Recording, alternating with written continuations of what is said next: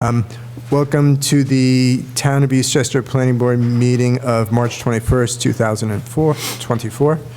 If everyone rise for the Pledge of Allegiance, please. I pledge allegiance to the flag of the United States of America and to the republic for which it stands, one nation, under God, indivisible, with liberty and justice for all.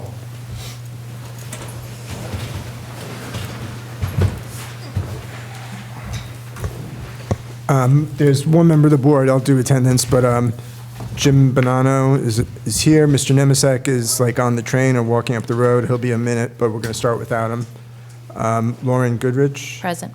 Michael Fortuno. Present. And Joe Rubino is not going to be attending today. Let's see. So there's been a number of applications have been adjourned, and they are 21-17, 15 Tuckahoe Avenue subdivision, and 23-30, 249 Main Street, and 27 New Street. So the applications we're doing today are a little bit out of order. If you have minutes there, we're going to go over White Plains Hospital first, and then Lakeshore Drive. Then we're going to move on to 360 White Plains Road, followed by Hewitt Avenue, and Arch Care, 265 White Plains Road. So if the first applicant would come up, please. That's White Plains Road, White Plains Hospital. Hi, good evening. I'm Brad Taylor with White Plains Hospital. We're here tonight to discuss our project at 750 White Plains Road. We had initially, back in 2022, leased 50,000 square foot in the building for medical office use. We appeared before this board in September of 2022 and received approval for our site plan and our two additional entrances to the building to accommodate our medical office, one on the north and one on the east side of the building. After receiving that approval from the board, we subsequently developed our construction fit-out plans and received a building permit for our project in about April of 2023. We never did start construction on the project. The reason is that an opportunity came available to lease another 25,000 square foot in the building. So we jumped on that opportunity, and as part of that, though, we paused our construction so that we could modify our construction plans to better fit within the expanding space that we had and to add some additional entrances. So fast forward, we received a building permit in December of last year to construct the two entrances to the building that were previously approved, and now we're proceeding with that, purchasing materials, and we're going to be on site in the next couple of weeks to start construction of those two new entrances. And then we are revising our fit-out plans into 4 packages. We've submitted the first of those packages. We've gone through permit review and approval for that. There'll be 3 additional packages. So why are we here tonight? So this evening, we are here to discuss some additional entrances we'd like to add to the building and approval of our modified site plan. So here with me tonight, I have my architect, Mr. Bruce Posen with Posen Architects, and my civil engineer, Mr. Diego Villarreal with JMC, and I have my parking and traffic engineer, Mr. John Canning with Kimley Horn. Great.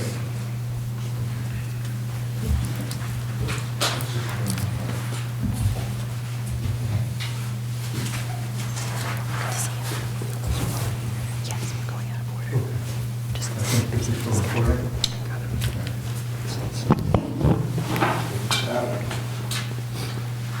Great. Good evening. Good evening. Nice to be here. I've worked with White Plains Hospital for about 22 years. Presented in front of the White Plains board, the New Rochelle board, so it's nice to be here tonight. Yeah, by the way, just for the record, Phil Nemisek joined the party during the last gentleman's presentation. Just so let the record reflect that. Thanks. Right. So as Brad indicated, with the expanded space that's being leased, we are proposing not 2 new entrances, but 2 modified entrances. They already exist. But to keep with the architecture that was established in 2022, we've made some tweaks to the outside of the building, which we'd like to share with you tonight. So nothing in the zoning compliance table, nothing in the neighborhood site plan, nothing's changed. We are simply asking for you to review the two slightly modified entrances. I'll put this up, it'll be a little easier to see. So, whoop, sorry. I'll get, these are photographs around the outside of the building. This is what we will refer to as the west entrance, and this is what I'm going to continue to refer to as the south entrance. This is existing. There's a slight concave metal panel if you've driven by that site, and it's kind of tired, and we're going to just replace those doors. And on the west side, there's no overhang, there's no weather protection. These are existing windows. This is an existing entrance, and you can't see it, but this, there is a emergency or exit egress door hidden that goes to a sidewalk that comes out underneath this overhang and comes to the parking lot. So that's what this application is about tonight.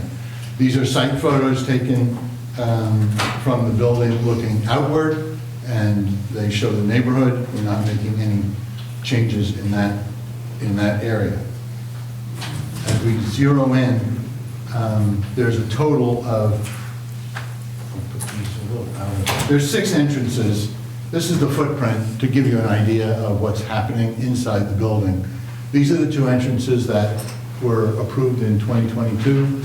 They now have a building permit, and mobilization is going to start presently. The green represent 2 entrances that the landlord is responsible for, but I just wanted you to see the overview that our space is affected by 6 entrances. The red is what we're here tonight. Again, this is the west side of the building that faces White Plains Road. This is the south, that's sort of that kink in the building. The building continues, and that's, again, we're replacing a concave set of 3 double doors with just a simple vestibule, open sliders, and access. Again, and I apologize if I'm going too slowly, this was approved. This is the east entrance. This is the landlord. They're both on the east side of the building. This gives you an overview in terms of the elevation. That was designed by another architect. This as well, that's been approved. These are coming, but that's what they look like. And these are the 2 that we're here to discuss. The renderings are coming. To give you some idea of the floor plan, this is on the west side, facing White Plains Road. We've relocated 2 parking spots to allow for a direct entrance with a few steps. This is about 3 feet lower. It's existing. This is that sidewalk. This is the overhang held up by the 2 existing pillars. And that's the sidewalk that gets you back out to the existing parking zone. And this is existing door. So what we're doing is taking this retaining wall, this sunken area, right now lines up here. It's just for the doors. This is about a 20-foot extension, which I'll show you in rendering, and the steps. That's the extent of the work on the outside of the building, and as I said, this is the existing exit from the downstairs of the building. This is already existing. We're putting some doors inside for a vestibule. You said there was an emergency exit somewhere on... Well, emergency, it's a fire exit. Yeah, okay, that's the one. Fire exit, That's the one. sorry. Okay, thank you. So at the south end, if we refer back to this image, this is the architectural statement of the east and the north. These are the renderings that were shown to you and approved in 2022. They were not done by my office, but picking up that architecture of the metal panel exterior, curtain wall, black anodized aluminum curtain wall, and then a small entry vestibule. We've reinterpreted that in this configuration with this small vestibule, and you can see that in this rendering. So that's what that will look like. Very similar to the east, No change. We're reducing the number of doors, so it's a single access with 2 sliders that open on a motion sensor, and that's a blow up of that space. Going back on the west side, we are doing a little bit more work. This is that 20-foot extension so that there's some benches, there's some waiting area. These are the steps that are being added. And the other important piece is we've taken the facade and just brought it out 30 feet. It's all exterior space. It's not enclosed. At this point, it's 50% to be covered right over the doorway and 50% open to the sky for the weather to sit and enjoy the weather or be protected. And that's the extent of the revisions on the outside of the building. This is that exit door that I referred to that comes from the stairs and goes to that sidewalk that already exists and comes around. There were very slight revisions that we made since the review board. Our drawings, which were done in the fall, did not exactly match the civil engineering drawings, so they now match. We have 5 sets of the 4 sheets that we revised to supplement the package that we gave you, but there are literally no architectural changes. We just added the bumpers for the cars. We made sure that there were consistency between the 2 sets. We're prepared to answer questions about the civil engineering package. Diego's here to present that or to answer questions, and then we'll continue on with traffic as the questions come about. I don't have any questions. I think it's very handsome. Thank you. Yeah, and the only two, the application is these 2 entrances. Yes. That's it. That's it. And by the way, I really like the color coding. I'm a simple man, but I really followed you. Yeah. There's a young man in my office who I wish was here to do that. All right, well, pass on my compliments, I will. all right? But part of this application is additional square feet that New York Hospital, No? No. oh, it's No. not. This application is modifying this entrance yes. with this overhang and the south with that squared off entrance. That's it. But there's no change to the interior footprint of the building? No. Yeah, you're No. building out a little bit on the Yeah, entrances, it's a that's it. 75,000 Yeah. square foot lease, Oh, and it's always been 75. we are moving, sorry, we're moving along. And in fact, It'd be the 2 red ones, Jim. yes, but that's why we did this board, to explain. Yeah. Packages 1 and 2 will use these 2 entrances, and then these, as the project grows in this direction, we will be adding, which is why we needed approvals for those entrances, so that by the time we do this fit up, these can be included in the package of drawings. I'm And good then, with it. Yeah. one thing I'll just remind you of is that in the original approval for the re-tenanting, that's the switch from a single user to a multi-user building in 2021, there was a condition that if a medical tenant were to occupy space in the building, that the town's consulting traffic engineer would review the pickup and drop-off locations and kind of the circulation through. So that's kind of the other piece of what you're reviewing tonight. And our consulting traffic engineer, Phil Greeley of Colors Engineering, is here. He's issued a memo for you, so if you wanted to review that aspect, we can do that. Yeah, I think we do, but stand by. So do you have your civil, want to give a quick summary? Sure. One of me, as we're here. Okay. I'll leave these here until we're done, but there are a few others. Why don't you leave up the rendering? I kind of, the rendering sort of, Well, there are a few of them. but I'll- the one of the 2, Yeah. yeah, Yeah. leave that one up. Yeah, There's one. yeah, oh, that's right, yeah, that's right. Mhm. Okay. All yours. Good evening, Diego Villarreal with JMC. the engineering consultant for the applicant. Again, very simply, there's really just some simple modifications that was required to the site plan itself to allow for the 2 entrances and the modifications that were being made. So just starting on the western side in this area here, fronting White Plains Road, that's where, as he had indicated regarding the sidewalk coming off that curb line, accessing that lower area adjacent to the building itself that's already covered. That's the sidewalk that's already in place. And then there's another sidewalk in this area here that's traversing through these parking spaces to those stairs to that lower landing area that's being expanded out. So when we look at that area, it's really just some small minor modifications to the sidewalk and to the impervious areas there. And then same thing in this area here. The landscaped islands needed to be modified slightly. What we actually showed on the enlargement plan that was included in your package. I'll just flip to it.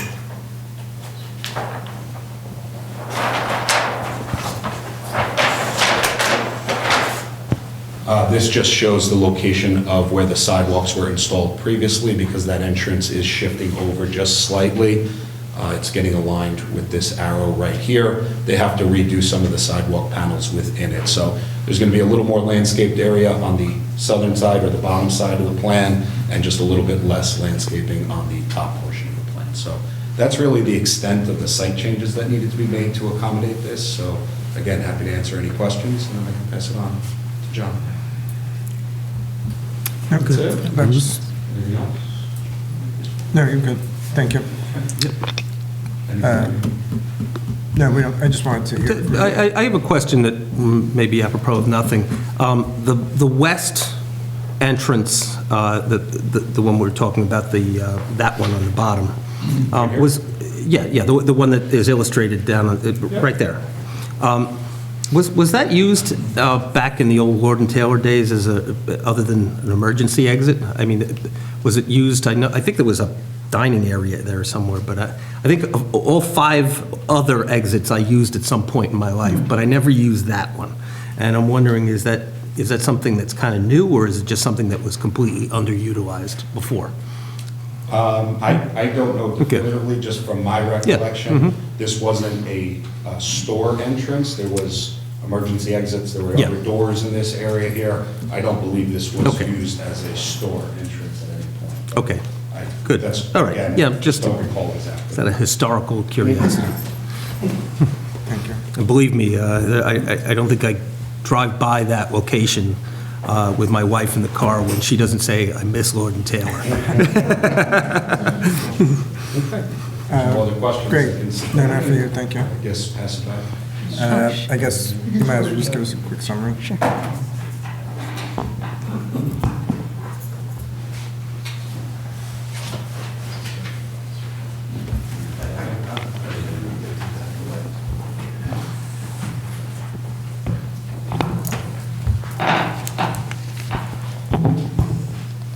Good evening. For the record, John Canning with Kinley Horn.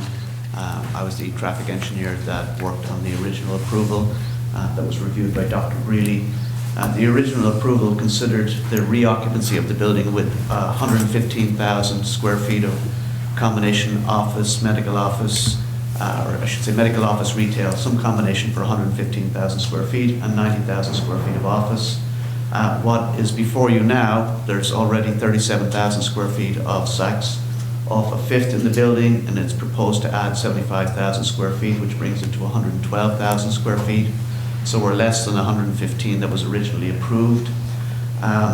There was a requirement that if there was medical office that we would submit plans for review by Dr. Greeley. The plan was more or less outlined in the letter submitted by Mr. Bradley.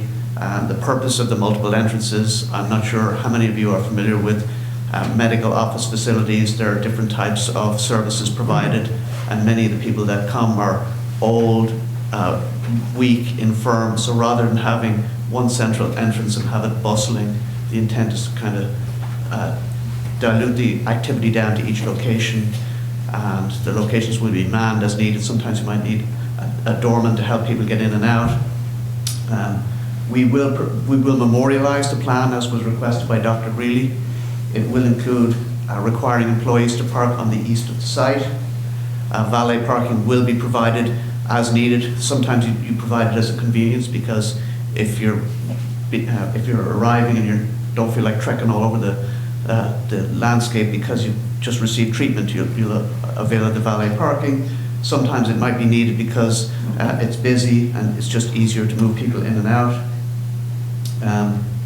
We will maintain the fact that internal to the building, if you show up the wrong entrance, you can go through the building and find where you want to go, so you don't have to go out in the cold and walk all the way around. And now that we have reached the 100, or will have reached the 112,000 square feet, presuming this board approves this application, we'll be required to undertake the post-occupancy study as was required by the approval. But that would then run on to the onus would be on the landowner to do that. It's kind of separate from the application. We're looking for approval for the 75,000 square foot medical office, and once that happens, the post-occupancy study will happen. Thanks for the summary. Thank you. Refresh our memory. It's been a long time since we've seen you last. All right, thank you. Thank you. Dr. Greeley, could you just give us a...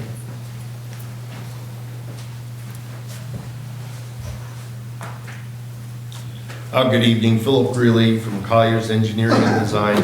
I think John's summary is a pretty concise summary of where we are today.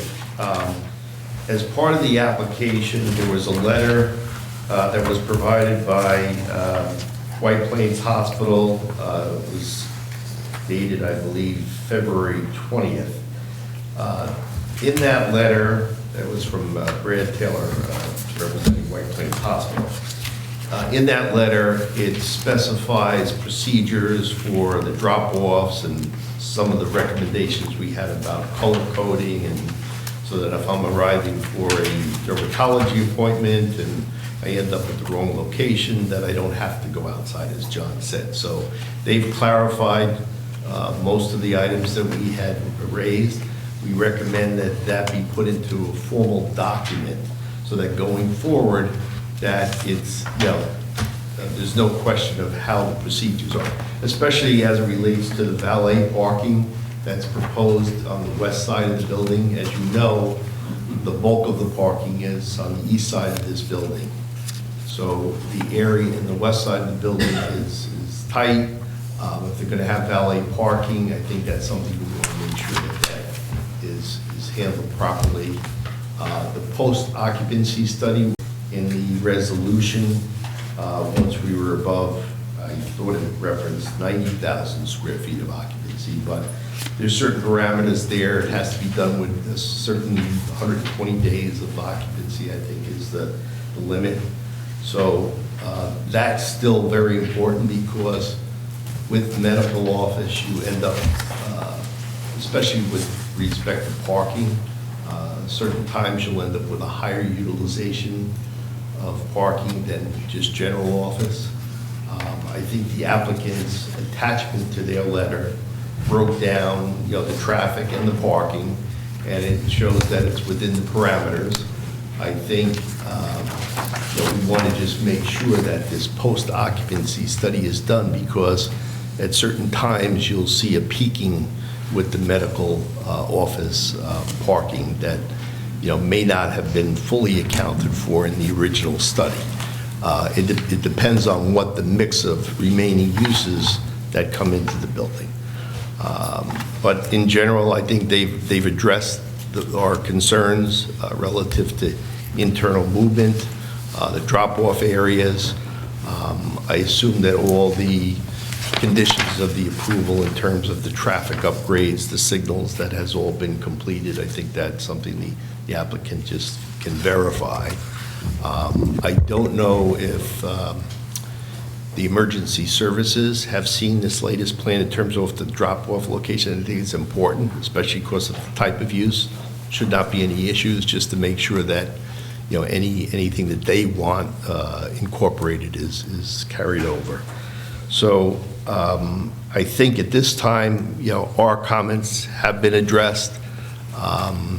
The post-occupancy study, I think, is very critical, And the original approvals required that to be done, after this occupancy. So I think there was a letter today from, not from the hospital, but from the owner of the shopping center, concerned about that they couldn't have any other further occupancies until that was done. I think as long as they meet the parameters of the original approvals, that within that time frame, that should not be a problem. Got it. The, two questions. The emergency services, I mean, the original application, the emergency services must have reviewed this. Yeah, so fire, police were involved, even the police department was involved with some of the modifications to the signal at Wilmot that they required, and ambulance also. But with the drop-off areas, and the original plan didn't have all of these entrance points for medical purposes, okay? Just said that they're aware of it. I think the program in terms of identifying each location, so that if they're responding, if something happens where they have to respond, they'll know exactly which entrance to go. So it's more of just communicating with those services,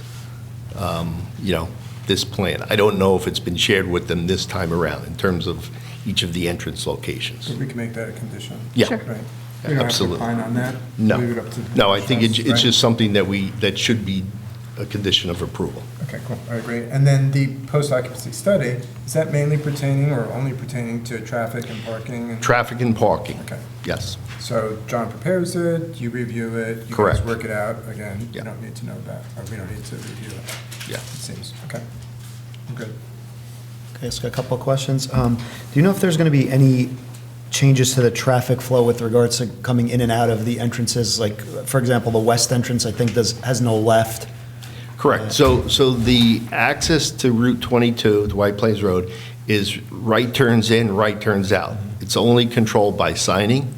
One of the reasons for the post-occupancy study is to reevaluate that, because during the public hearings and the review of the initial application, there were concerns about that.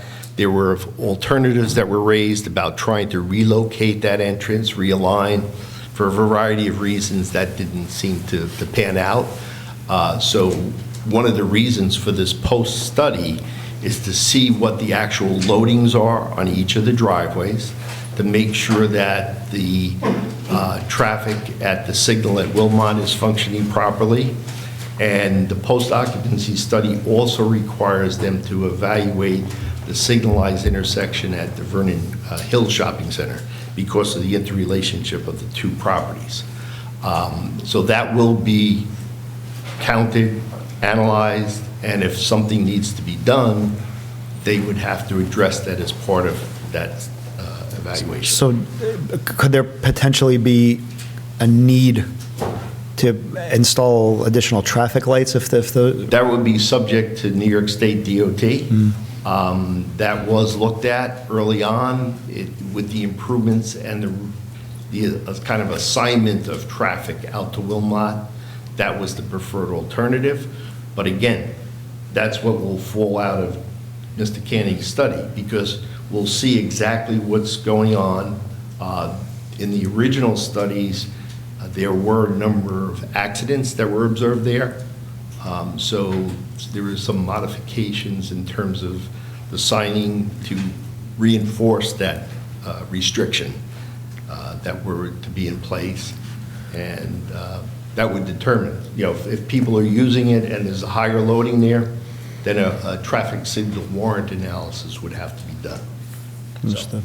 And then on any of the facade upgrades on the west and south, or any of the entrance points for that matter, is there going to be any signage that dictates which entrance is which, to tell them apart on either the facade of the building or, I don't know, just signs on posts or anything like that? So part of our recommendation in this formal, the hospital had outlined how they were going to sign, and we recommended like a color coding so that when people are provided directions or on the website, that they know if they're coming to a dermatology appointment, they're going to go to the red entrance, for example.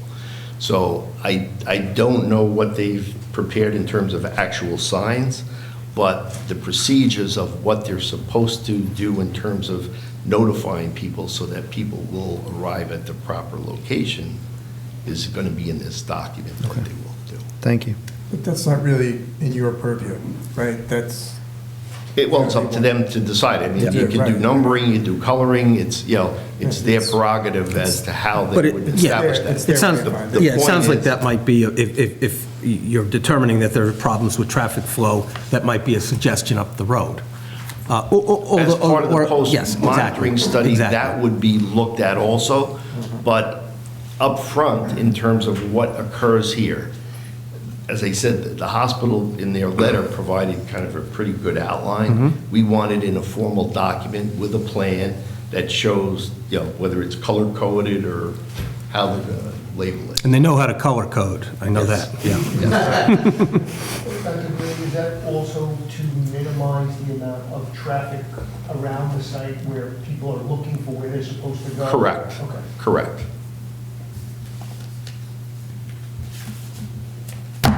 Yeah, it's a good suggestion. I think that's, is there anything in the post-occupancy report that you might anticipate would change this drastically? I mean, you said extra traffic light. No, the reason for the post-occupancy study really is to determine if at some point, prior to full occupancy of the entire site, that there's enough parking and that traffic is functioning properly before, you know, the final occupancy. So the idea of setting it at that square footage was to give the town the opportunity to see what's actually happening, and then it's really more tied into the full occupancy of the building to make sure before it's fully occupied that everything is functioning properly, that there's still enough reserved parking. it's essentially a validation of our assumptions. Correct. Yeah. I have another question. In terms of enforcement, because with the no right turn, no left turn signs that are Yes. along that corridor, both on the other side of 22 as well as this shopping center, I would say in traffic court in town, 25 to 30% of the citations in the town are people making the wrong turn Illegal against the turns. signs, either on one side or the other. And does that data get included in the post-occupancy study? Yes. The accident data would be included. The counts would show illegal movements. Also, part of the post-occupancy study would be if there has to be any modifications other than just the signing. So, for example, on the current New York State DOT criteria, when you have a right turn in, right turn out driveway, they typically like to have it channelized with a raised island. And that cuts down on the number of illegal turns. So part of the post-occupancy study is if something like that shows up, is the applicant being the whole shopping center, not just White Plains Hospital, would have to address that at that time. And they would have to get a permit from New York State DOT to make any of those modifications. Okay, thank you. Good. I don't have any further questions. Nor I. Thank you. Let's see, so we have to do a public hearing. So let's open the public hearing. So I make a motion to open the public hearing on application 24-05 White Plains Road. Second. All in favor? Aye. Great. Make a motion to close the public hearing on the same application, 2405 White Plains Road. Did you have something? Does Mr. Sweeney? Yep. I retract that. Yep. Not closing anything. I do not second that. I think you're precipitous, Mr. Chairman. No, I just blame it on the room. Good evening, my name is Michael Fasiglione, 43 Woodruff Avenue. I'm a 70-year resident of the town of Eastchester, and needless to say, I've seen a tremendous amount of change in the traffic patterns along Route 22. I remember as a kid being able to park on 22, so that was a long time ago. The only comment I would have to make, I have a concern, what with the increased flow of traffic on 22. It seems to be as though the main entrance to the entire shopping area and the new project is basically at the Vernon Hills light, and it seems that there will be a lot of traffic if there is no other entrance. Well, I know there's another entrance on Wilmot, but it seems as though there will be an awful lot of traffic that will be led down towards that Vernon Hills entrance area, and that could, prove to be a quagmire there, because there's a lot of traffic there as it is now. There's a lot of industry, a lot of business there, and they're going to have to come up and get into the Lord and Taylor area. So just a comment there. I think we have to make sure that the traffic flow is done in an orderly manner. That's basically what I have So, to I say. mean, I do agree with you, and I'm going to leave it to that post-occupancy study that's being done by the owner to address that. So prior to occupancy, that will Yeah, happen. what- You should also be aware, there are also means of ingress on 22 north of the Coming north, light, yes. But they're right turn only. Yeah, but I'm concerned with the south traffic, the southern traffic, which will only lead you down to that red light, and it's quite busy there right now Yeah. with the amount of It- business that's there. It was, So I'm it just was concerned. very busy, particularly in the Christmas shopping season Yeah, at Lord and Taylor. That left turn Yeah, is a and- difficult turn as it is, and if you're going to add X number of cars that'll be coming up to the medical area, it'll be a problem. So I just think we should really concern ourselves with the traffic flow in that area, because 22 is a problem as it is. Yep, and that's one of the reasons why we're doing this sort of stepped, and why there is going to be an analysis now at this point. The building is not full yet at this point. This is the juncture that we agreed to a couple of years ago when we reached this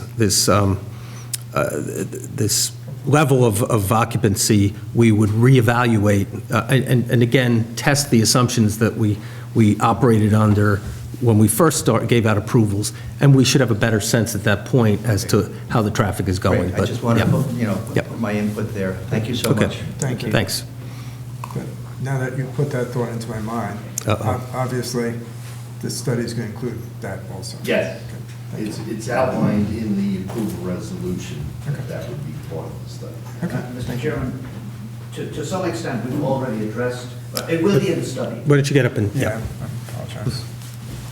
Dr. Greeley set a very bad example I by know, speaking from Thanks, Jim. one demerit. So it will be in the study, but we've already proactively addressed Mr. Fastidione's concern to a great extent. The directions that will be posted on the website for the various facilities are going to direct you primarily, not exclusively, to the Wilmot Road exit. And also, a lot of the travel apps that people use these days are based on real time. So if you're coming from the north, it's going to send you left at Wilmot and then just make a quick right and you're in the parking lot and you can get to almost all of them. So I'm not saying there's not going to be any more traffic at Farella Way and the Vernon Hills Shopping Centre, but it will be less than what we would anticipate, and we've already taken measures and we'll formalize it in the traffic management plan. And I guess since Mr. Tedesco brought it up, that violations, all of that data is going to be? That'll be in the post-occupancy study.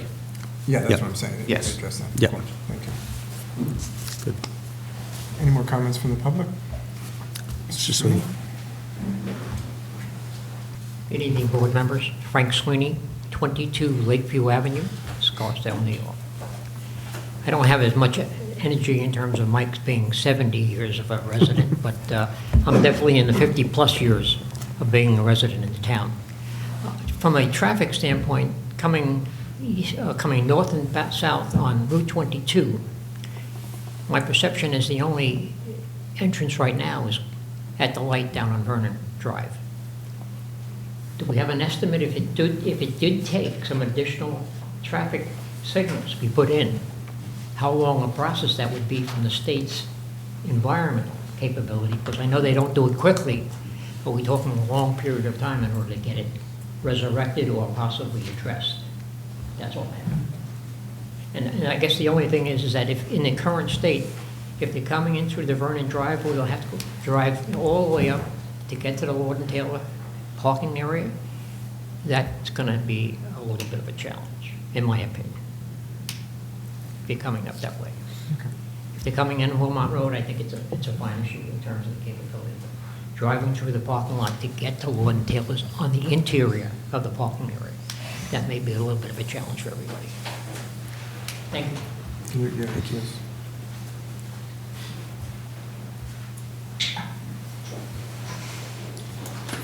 Again, Philip Greeley.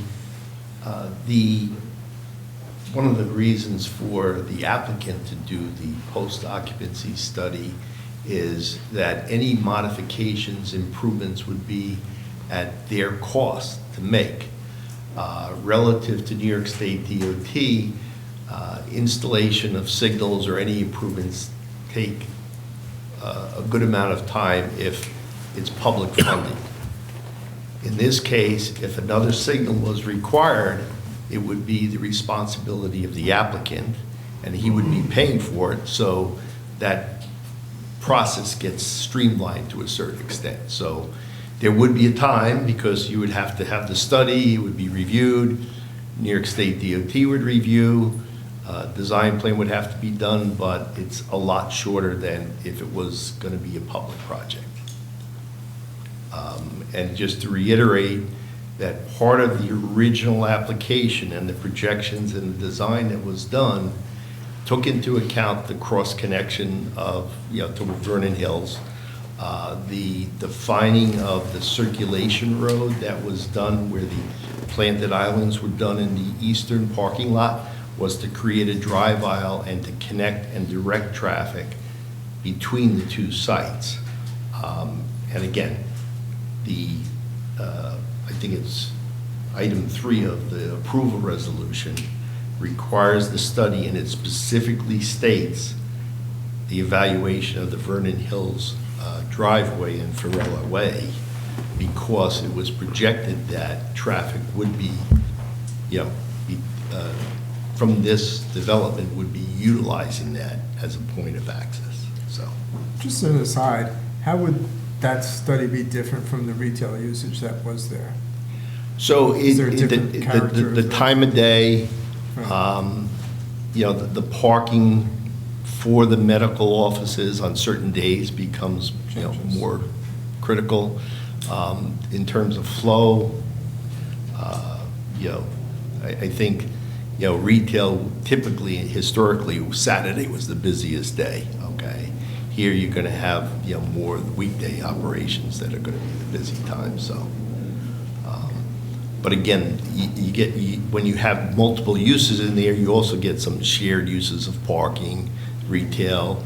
If there's a restaurant in there, people that are going to the restaurant could also be going to an appointment. So that's why you need to do the post study to kind of see what's actually happening. So as uses come in, you'll be able to have a better understanding. Great, thank you. Additional comments? So, that being said, I think we're ready to move forward. Does anyone have any other questions? No? I'm okay with the application, so. Close the public hearing, yeah. Yeah, I'm going to close. So, I make a motion to close the public hearing on application 2405, White Plains Road, 750 White Plains Road. Second. All in favor? Aye. So then, I guess, subject to the conditions we've spoken of, I make a motion, I've got this written out here, to approve this application, 2405 White Plains Road, 2405 White Plains Hospital. Subject to these conditions, prior to issuance of a building permit, an application shall submit the traffic and parking access and management plan for review by the town's building inspector in consultation with the town's traffic engineer. No permit shall be issued until such plan is approved by the building inspector. The plan shall address the comments provided in the Collier's engineering memorandum issued for this application dated March 15, 2024. The applicant's operations on site shall be in accordance with this plan. application shall add a note to the site plan referencing the traffic and parking access and management plan. That was a mouthful, but it's in writing if you need it. Second. And Oh, you're not done? Compliance with the conditions stated in the planning board's July 2021 approval and September 2022 approval. Okay, ready for a second? Second. All in favor? Aye. Okay. You guys are good, thank you. Thank you very much.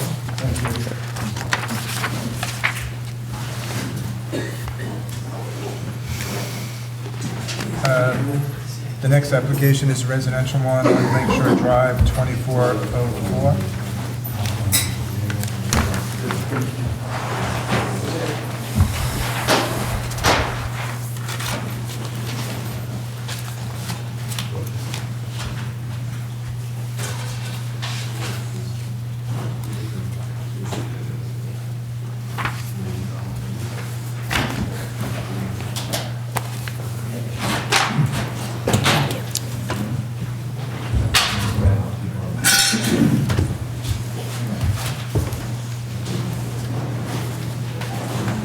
Grab it. Sorry. Okay. Good evening, Board. Adamo Majorano from Community Designs and Engineering. On behalf of the applicant and owner, John Thrall, we are proposing additions and alterations to 36 Lakeshore Drive. The existing home is situated at R15 zoning district. It's your basic split branch Lakeshore estate, and what the applicant wishes to do is create a little more living space to the main floor, and the main floor is basically, you know, right at the entry level. So we are proposing a front left side one-story addition, again, to just gain some more habitable space. There's a additional dining room in there, bigger kitchen and great room, and also the home office. And just to go through the elevations, again, you know, in site plan, that's located right here. Again, also on the left-hand side, front portion of the property, the additional impervious area will be capturing the stormwater mitigation that is close to where the work is being proposed. If we go through the elevations, quickly the changes. So along with that, which is basically here, left addition, it sort of also balances out the house. Right now is a big sort of ski slope of a roof. So we're modifying that, creating gable and reverse gable, the addition here, and then also a front portico that will protrude out a little bit further from what the current entrance is. Along with the addition, then there'll be all new exterior finishes along the house, hardy plank siding, white AZAC trim, new windows throughout the home, new asphalt shingle roof. In the front, we have some stone veneer, sort of a water table, and flanking the front entrance door. Then the back, yeah, then really the back and the one side of the house really just stays exactly the same other than the finishes. This is the only side, the left side of the house, as you see the existing slope roof here, you know, the house sort of extends forward. And yeah, other than that, just a little quick streetscape sort of rendering, just shows how it balances with the house to the right and to the left. House to the left sort of has similar sort of composition, so it sort of nestles in between the two homes pretty nicely. Does everyone match the ridge height more or less? So yeah, so right now this ridge height here is a little bit lower. In order to get this roof to extend further forward, we are raising that ridge height about like a foot and a half to match the existing ridge height that's on the right side. But the adjacent properties? It's hard because the grading is different. This house is a little bit higher. It slopes down, so I try to show that a little bit, but it's not like this house is, you know, some of those homes. It's not going to be a big You see, yes, yeah. So it's literally almost the same what it is. The ridge height of the existing home doesn't change. So that height is the same throughout. So, you know, across the street, they've done some modifications much better. This is also up on a hill. It's sort of, this is slopes to lake, so it's lower grading as well.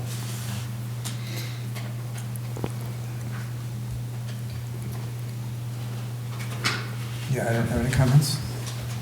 Looks good.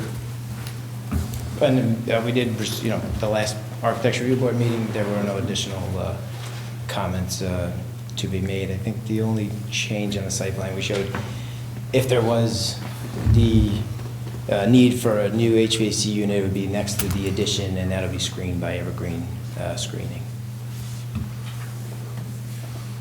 Is there any groundwater management or? Yeah. Mhm. Yeah, like I said, we get right here, there'll be Yep. 2 dry wells for Okay. this addition here. It's pretty easy because the new leaders that come off the front portico and the addition will go right into those. So Good. it's nice that the site work and everything really is concentrated right on that side. There's no new landscaping or anything? Well, no, yeah, the part of, don't have it, it's just a small, sort of renovation. So the front will receive new landscaping because, this shrubbery and that will come out, so they will do new landscaping. But nothing that we need a landscaping plan for? No. Yes, yeah, Kind of minor. but Okay. it will be modified. It'd be beautiful, but Yes, it's not going yeah. to be landscape. Yes. Good. Any comments, guys? No. No, looks good. Let's move on, stand by. Make a motion to open the public hearing on application 2404, 36 Lakeshore Drive. Second. All in favor? Aye. Aye. Good. Okay, make a motion to close the public hearing on application 2404. Second. 36 Lakeshore Drive. Second. All in favor? Aye. So there aren't any conditions, right? No. Someone has already reviewed your. No, not for this, it's just. Storm, but your Yeah. storm management, It's there, but yeah, it just goes to the building department for this. yeah, they do it there, cool. So I make a motion to approve this application 2404, 36 Lakeshore. Second. All in favor? Aye. Good. Thank you very much. Nice seeing you. Thank you. What's next?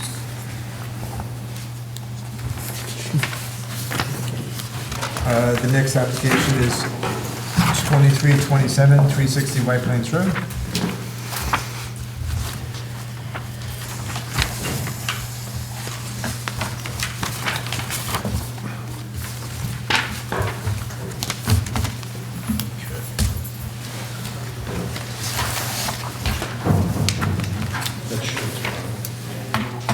All right. Good evening, Chair, members of the board. Louis Campana, architect, on behalf of the applicant. With me here this evening, we have Greg Cacciapoli, our civil engineer, and our counsel, Steve Accinelli. Stephen Mafia, our traffic engineer, had a family commitment and could not be here this evening, so we'll do our best. And I know that Dr. really has been working with them for a number of months.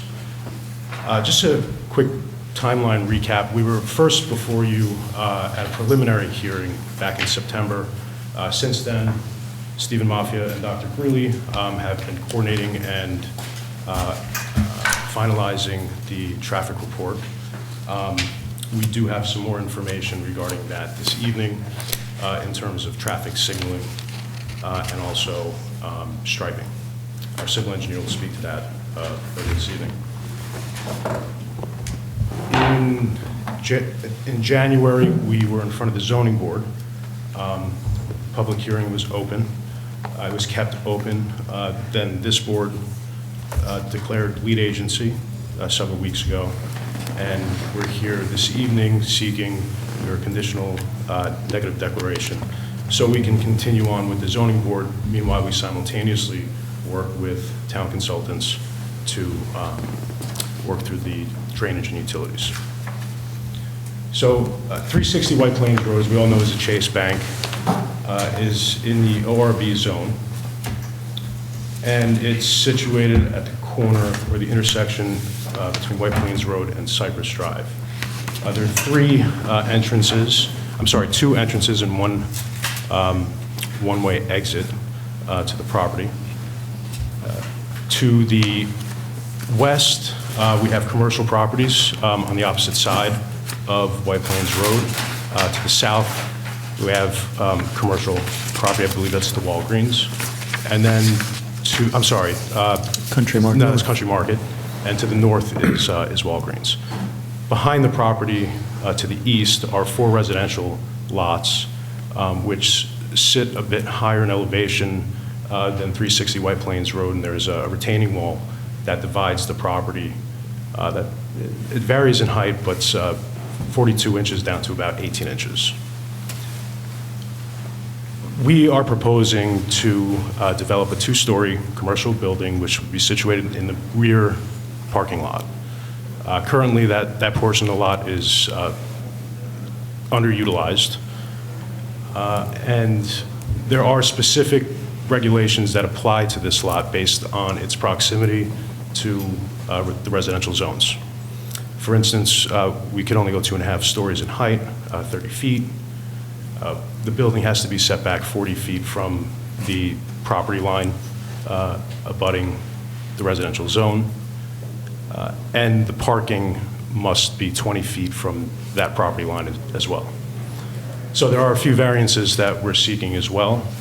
That's in the works with the zoning board. One of the other variances has to do with a commercial business or building fronting a street that leads into a residential zone.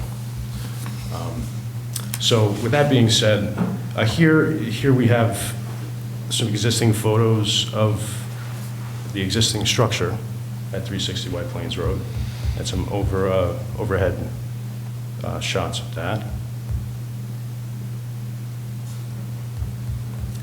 Here we have a rendering of the front elevation with photographs of the neighboring properties. You can see the 4 residential homes down below. The materials on the building are reflective of the materials of the existing building. So white brick would be painted, aluminum coping on the gable, the parapet gable, if you want to call it that. Slate roofing to match as well. The signage will match the gooseneck. Lighting fixtures will also match the existing building.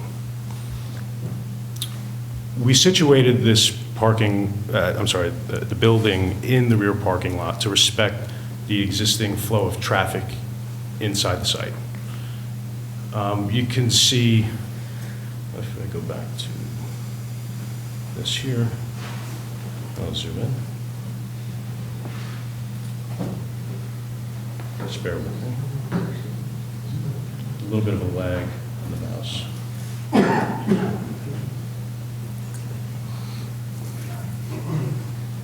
So you can see the existing traffic pattern.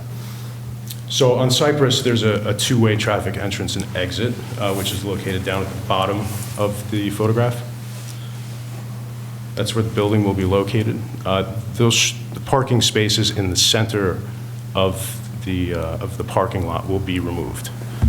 Also along the back side of the existing building, those will be removed. All of the other parking spots will be maintained. We are adding 3 parking spots to the back side of the building, which will be covered. The second floor will just go over the top and land on 2 columns. And we will be adding, one of those spots will be the 6th ADA parking spot on the property. On 22, on the south side, there's a curb cut for entering only, and then there's an exit on the north end of the parking lot onto 22 as well. The traffic flow will remain the same. Let's go here.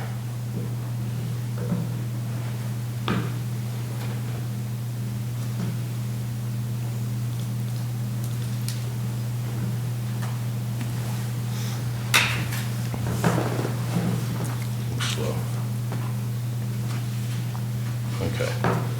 Between the 2 buildings, we'll have our refuse.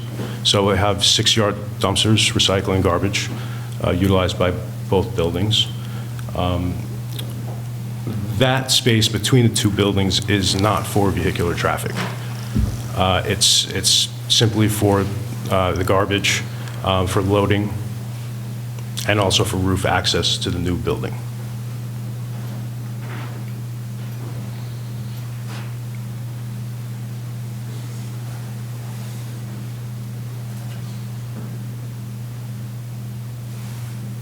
We did receive comments yesterday morning from Mr. Tremelli We've done our best to address as many as possible before the hearing. So we've included a fence detail, which there's an existing picket fence there now. We are proposing to remove that and replace it with a 6-foot privacy fence, which will be on top of the 42-inch varying height wall. 42 inches is the maximum height.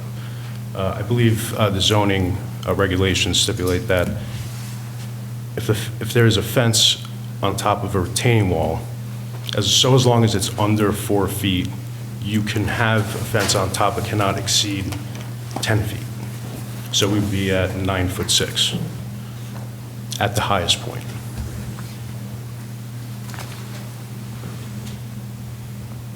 I have included lighting fixtures that we're going to be placing along the perimeter of the building. Above the signs, we have the goosenecks, like I mentioned earlier. They'll be white to match what's on the existing building. I have cylindrical wall sconces, which are up and down lights. Those will be located on the piers. And then along the east side and the north side, we will have these fixtures, the full cutoff LED wall packs, which will light the parking surface. There will be a photometric plan of this and some additional site lighting as well. So with that, Greg, if you want to come up and talk about drainage. And I guess we'll take questions after Greg speaks. Start there. Okay, good evening, members of the board. My name is Greg Cacciapoli, civil engineer on the project at 360 White Plains Road. I'll start off by discussing the revised signage and striping plan. We did get some comments from Mr. Tremelli about the signage. It was it was less detailed prior to this, but now we tried to kind of show clearly exactly which way traffic was going to be moving. As Louis mentioned, we're not changing the traffic pattern, so it'll continue to flow counterclockwise around the parking lot, and then this here is an egress only. Here is an entrance only. So vehicles could enter here and turn left to enter these angled spots. I do have a sign here that says "Do not enter" facing this way to prevent cars that are coming this way from trying to go against the flow of traffic. But other than that, they're to pull in on this entrance and then continue counterclockwise around the parking lot. Here we have some signs on either end that designate this as service vehicles only, no parking signs. Again, all this can be reviewed in detail, but that's the general scope of the parking and signage and striping. Regards to stormwater. Is there excuse me, is there existing signage or directional arrows point in the lot right now? I believe it was recently paved, so a lot of it is missing. So There's arrows. there's arrows at the entrances, but there's not one-way arrows throughout the entire Okay, so just lot. the ingress and egress on Route 22 may have arrows? And Cypress. And Cypress, okay. Right. But not internally? Correct.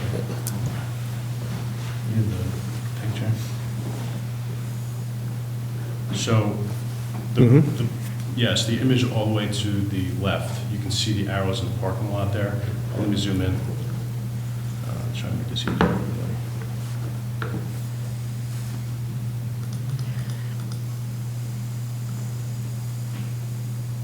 Yeah, I didn't know how to use that. Yeah, so here you go. So there's you see the arrows that direct traffic around that central parking area in the back. So the only portion that we're removing is the portion that's behind the existing building. But the counterclockwise traffic flow and ingress and egress of the property will remain the same. Got it. So if you're parked in the back with the proposed traffic pattern, then you can no longer exit on Cypress Street. You have to go counterclockwise, and you must exit onto White Plains Road going, Yes. Correct. could you go left out of the lot? Because then there's really no way to get back towards Cypress or... You can go left. You can go left. Our point being is, for the traffic created, or I should say, the parking lot created by the proposed building, the new building, we want to direct that traffic away from the residential zone. Okay. Back onto 22? Yes. Yeah. But you can go left or right. Out of the one, yeah, okay. Thank you. Yeah, go ahead. Thank you. So, continuing with the stormwater and erosion control.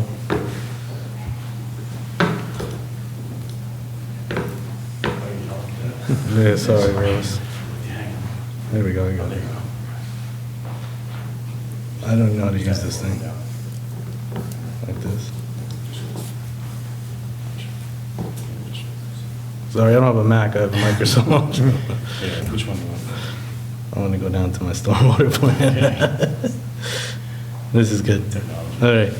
So, this is the stormwater erosion control plan for the proposed parking lot.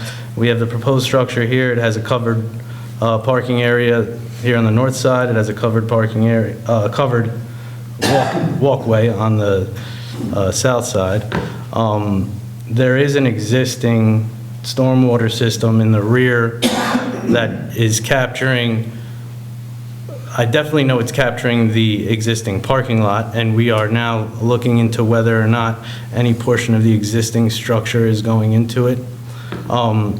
Right now, the proposed stormwater system is designed to capture the tributary area to the storm drain inlets on the east side of the parking lot. So basically, my limit of disturbance here is the bold dashed line. Everything to the east of it or above it is being captured and flows toward low points in the rear. We have a drain inlet here, and it gets captured and then goes into this stormwater system. And then same thing with the roof leaders. They're captured and then flow into this stormwater system.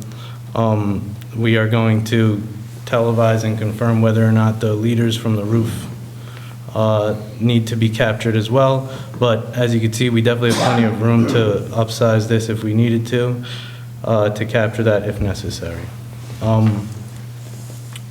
Utilities, we did an extensive evaluation of the utilities to make sure that we can pull from the existing structure, and everything is actually in this rear corner, so it worked out pretty well. And we're able to get all of our utilities from the existing structure. However, we do need to confirm whether or not the pressure is acceptable for the fire suppression system. But other than that, I believe we're able to grab our utilities from there. I believe that was. I'm open to any questions in regards to civil.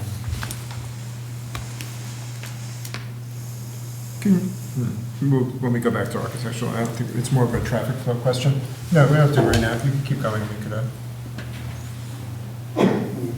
It was just I wanted to understand the flow, what the point you brought up, since there's can you pull back up the photograph? Rendering, yeah. Oh, the rendering. Yeah.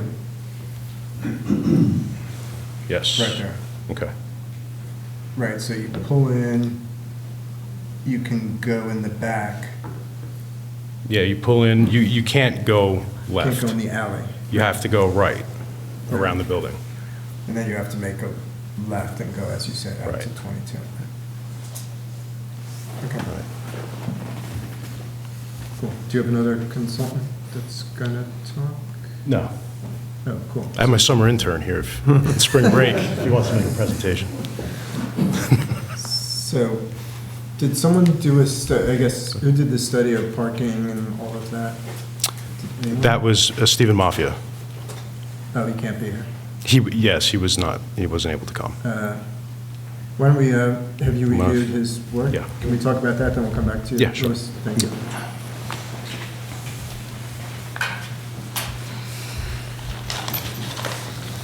Good evening again, Philip Greeley, Colliers Engineering and Design.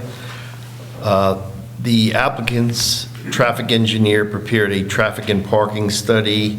The original study was in February of 2023.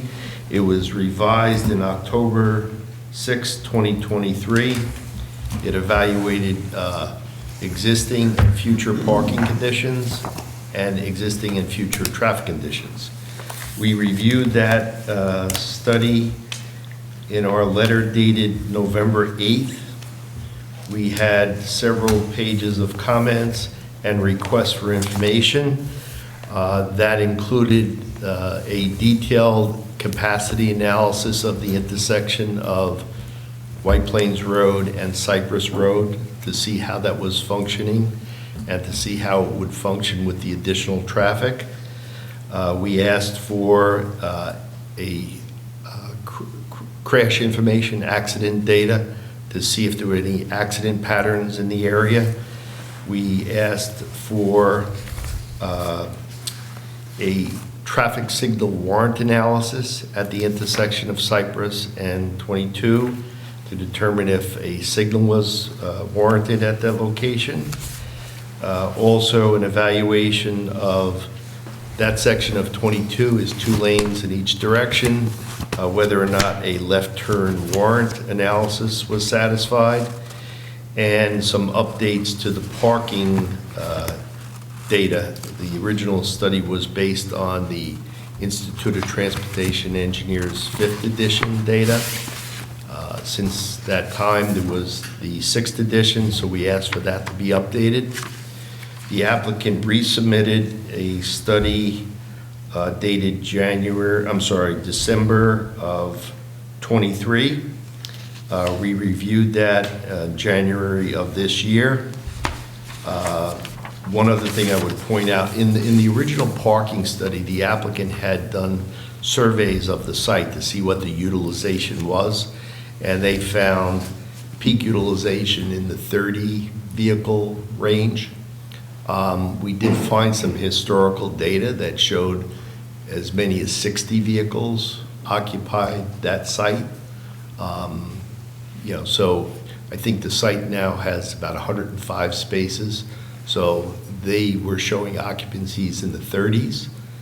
We did find one time period where there were 60 back in, it was prior to COVID, but in any event, we pointed that out. The applicant revised their study. They provided the capacity analysis that showed that the intersections of the driveways with 22, as well as Cypress and 22, would function adequately and wouldn't be impacted by the additional traffic. That a left turn lane wasn't required on Route 22, a separate left turn lane. That a signal wasn't warranted based on the volumes that are there. And there was no significant crash history. So that's what their response and the information they provided showed. In terms of the parking, the update was done with the 6th edition of the Institute of Transportation Engineers data. One other thing that we had recommended was the driveways to Route 22, while they have some pavement markings, they don't have the proper signage for a one-way. There should be back-to-back one-way signs. The southern driveway is the entry driveway, the northern driveway is the exit, but you will see people that, enter and exit the wrong driveway. So that should be a condition of any approvals, of course, and should be shown on the site plan. So that would be one-way signs conforming with the manual on uniform traffic control devices per New York State DOT standards. In terms of the parking,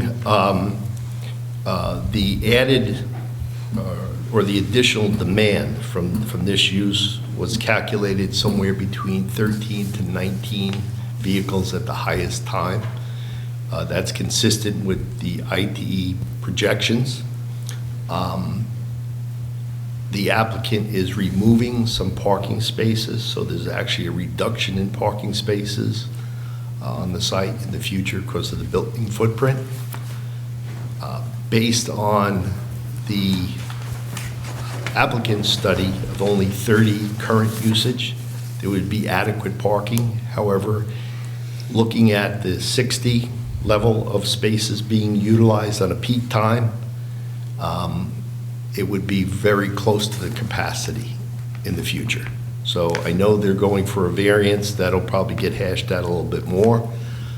There may be some opportunities to get some additional spaces. We had looked at, and I think Mr. Chimelli had the same thought, is those spaces in front of the building, whether or not, and you wouldn't lose any spaces there if they were to be, if the angle was to be reversed. Because right now, if you go into those spaces, you have to come back out onto 22. Or if you came in the driveway and you went to get in a space and somebody pulled in, you have to come back out on 22 and loop around. So one thought was, if you reverse those spaces, then the whole site would be a full counterclockwise circulation. So whether you came in on Cypress or you came in the south driveway, you would be able to circulate around and get in those spaces. There aren't that many spaces there, so I don't think it's that critical, and if it's signed properly, it would work either way, but that's just something I think the applicant should at least look at. It was pointed out, and this wasn't clear on the plan, the quote alleyway between the two buildings, there may be some benefit to keep that for public use because you don't have to then bring everybody out to, when they're leaving, out through the 22 access. So those are some things I think they should probably look at in a little bit more detail.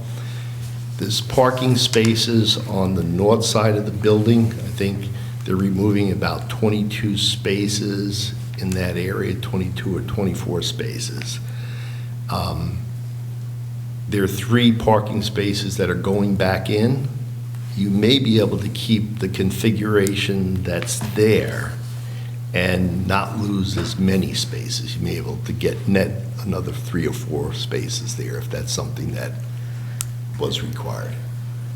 So, I don't know if you pull up the plan, I can explain that a little bit better.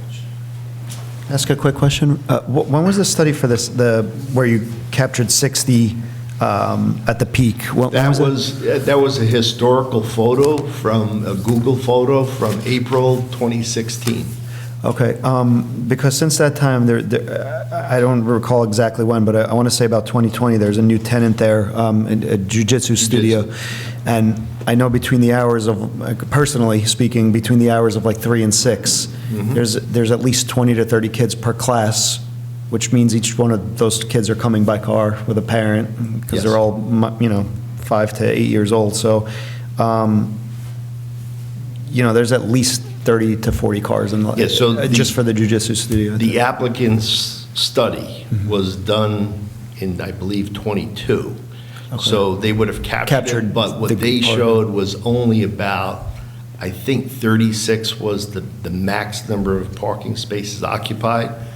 Again, even with the new occupancy, there may be times where, close to you max. have closer to the 60 range. Right.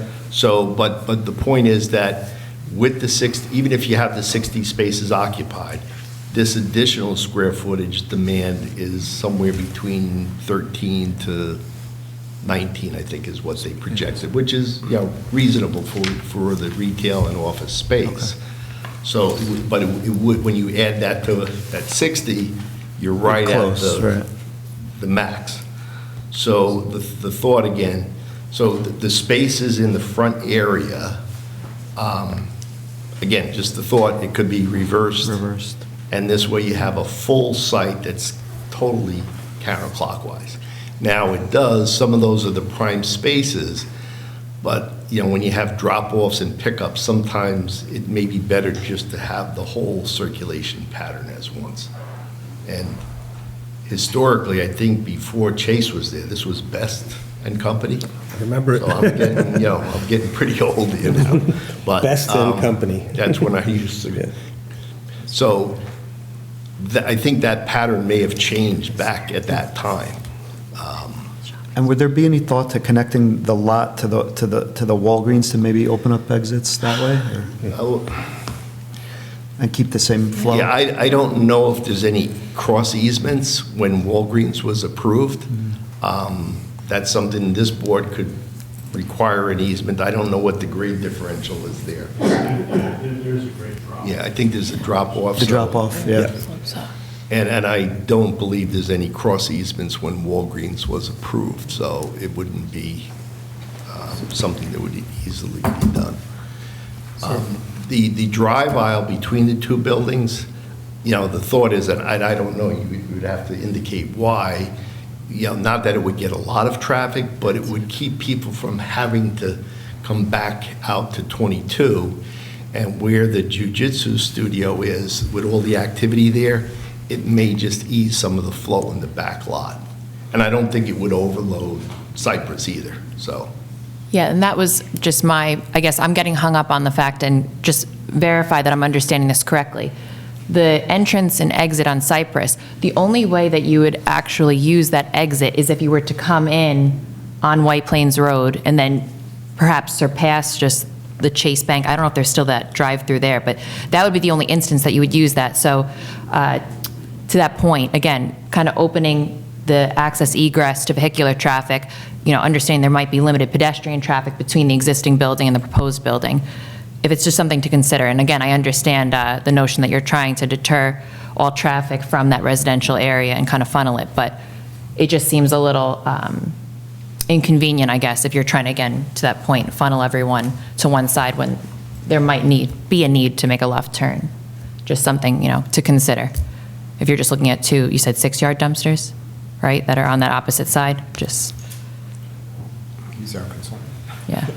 It's the direction for him. So point taken, I think that's a great recommendation. We were trying to salvage the existing sidewalk that was there, but if that sidewalk is removed, then we could potentially have a lane and possibly some parking spots along the side of the building. I'm not sure. Well, yeah, I don't know if you have enough. It's like it's about 15 feet to the sidewalk to the new building, from the sidewalk to the new building. But if we remove that, it's about 20 feet. I gotta check. It's a possibility. I think if anything, you would want just enough width for a one-way southbound drive flow. I think it would be better to keep the sidewalk, even if it's minimal width. And with the 20 feet, you wouldn't get any usable parking along there. So this conversation is really leading almost that we've already accepted that the building's being there. And I don't think any of us have. So we're talking about parking, but we're not quite sure about the building. Understood. But while you're there, I'll ask you more questions since you're my consultant. But overall, I mean, the parking situation, when they do tests, when do they do them continuously or pick days? Is it random? Like, They did random days like how do we know for that both we've the hit traffic condition? and parking.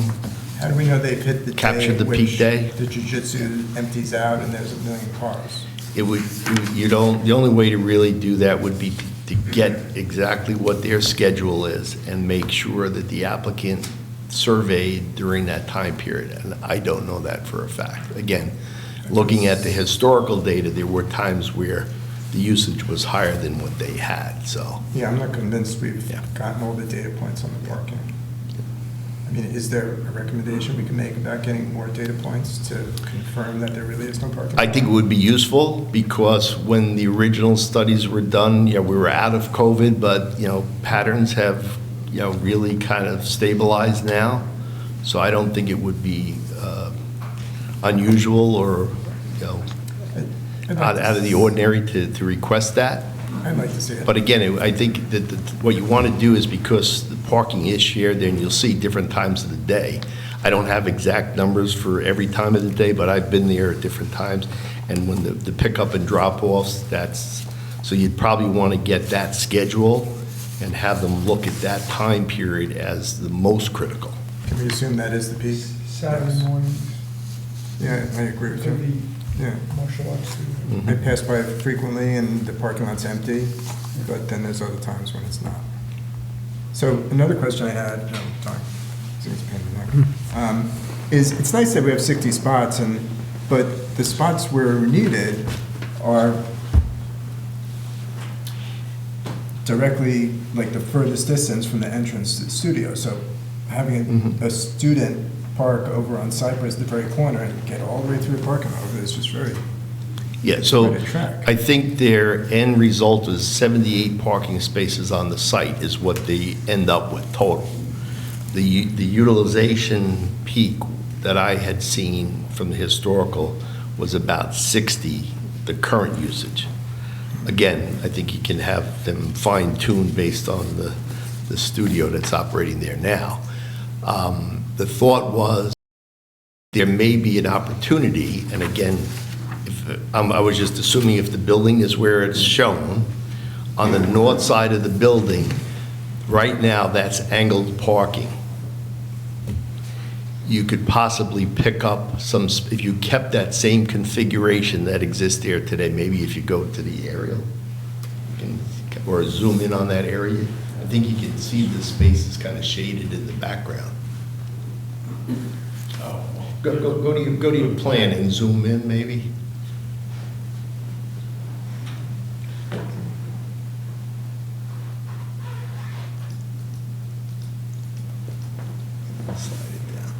So if you look on the drawing, you see there's some angled spaces that are being eliminated there.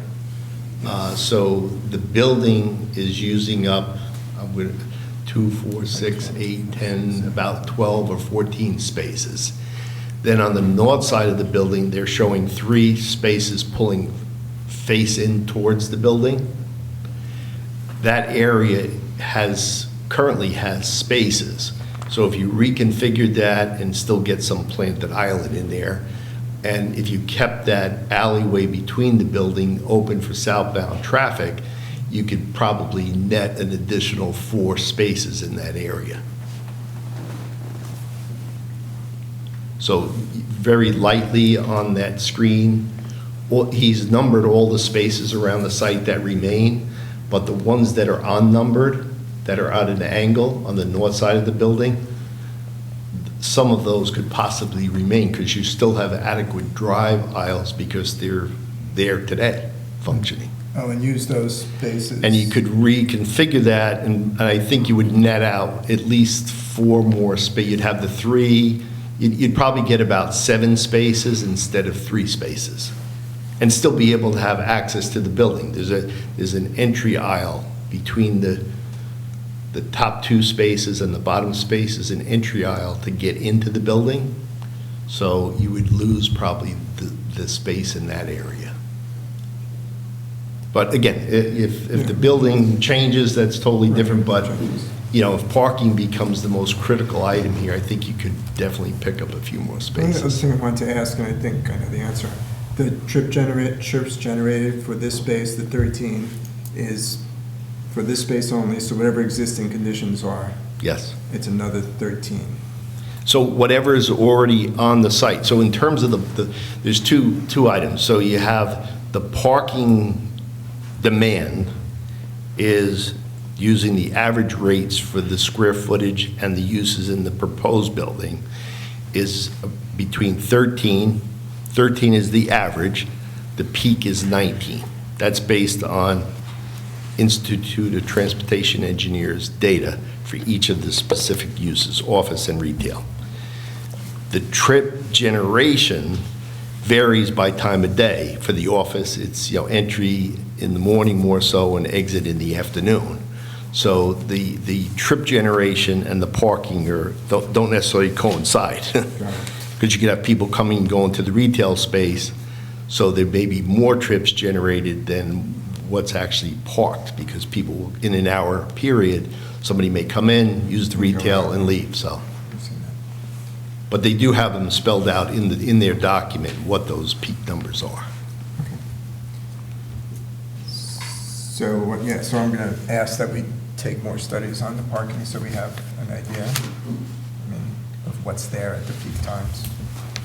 So, are there any more questions for Dr. Greeley?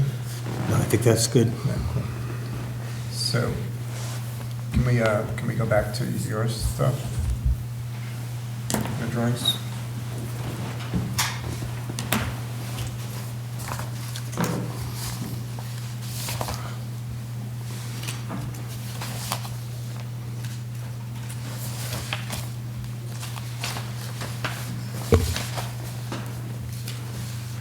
So that's perfect right there. So I mean, I'll get right to the point. I'm having a hard time accepting that this isn't too much massing for the parking lot. It's just too much. This word's working? Yeah. Cool. So I'm just having a hard time to understand if this isn't just too much massing for that parking lot. And if it's not going to be out of character with everything else there. I mean, I think it's nice, but is the peak the same as no, it's 2.5 versus 1, right? Well, it's so the ridge that you see right there, it's 1 foot lower than the ridge on the Chase Bank building. Oh, it is? Just about, It's a yes. little bit lower? Actually, yeah. So here is, I don't know if you can even see the mouse, but to the right of the proposed building, you can see the retaining wall with the fence on it. Yeah. Right? And then we're about 20, I believe it's 20 feet or 25 feet away from the existing structure. Because there's an areaway there, there's a sidewalk. And then the garbage is back there as well. Right, but on the left side, you said, so the peak of the storefront facing White Plains is a foot higher than? Yes. But what about the roof in the back? But it is obviously, the proposed building is definitely higher than the roof in the back side of Chase, right? Right, so the plate, I guess if you want to call it the second floor plate, creates a higher condition than the existing building. Yeah, I have certain misgivings about that relate really to the variance that's required under Section 7E of the zoning law to permit business uses with frontage on Cypress Road to the local street leading to a residential area. And I know I'm looking at a February 16th letter from Westchester County that tells you, well, this is on a state road and you need to use green building technology. For all intents and purposes, this is on Cypress. This really, the property is White Plains Road, but you won't even be able to see this building from the Chase Bank, or even, it is really a Cypress Road building. And Cypress Road is that, it is a connecting street that I don't think at this point has a single building with an address on that street. It is a connecting road, and I think the intent of the zoning was to keep this, to keep these areas as something of a buffer. And maybe I'm reading into this, but I know that there's a parking lot next door at the Country Markets. It's approximately the same depth. There's a few buildings there that come to differing. They have differing masses. But there is no building on Cypress. There's just parking. And, this is it's an awful lot of building to be putting in an area that's very closely abutting residential on a road that, where the zoning has specifically recognized that we really have a decided preference against putting commercial properties on this type of street. So, I'd like to hear, certainly if there's any public comment on this, and also, would like to hear whatever other comments either the members of this board have or the applicant. I mean, I agree, and I'm sort of thinking, even if we were to ask to bring it down a little bit, reduce the mass, we still have the fact that it is it's a commercial building on an entrance to a residential neighborhood. Like a one-story building might not be as severe, but it still wouldn't be providing that buffer that you described. So I'm not sure it is just about the mass or the parking.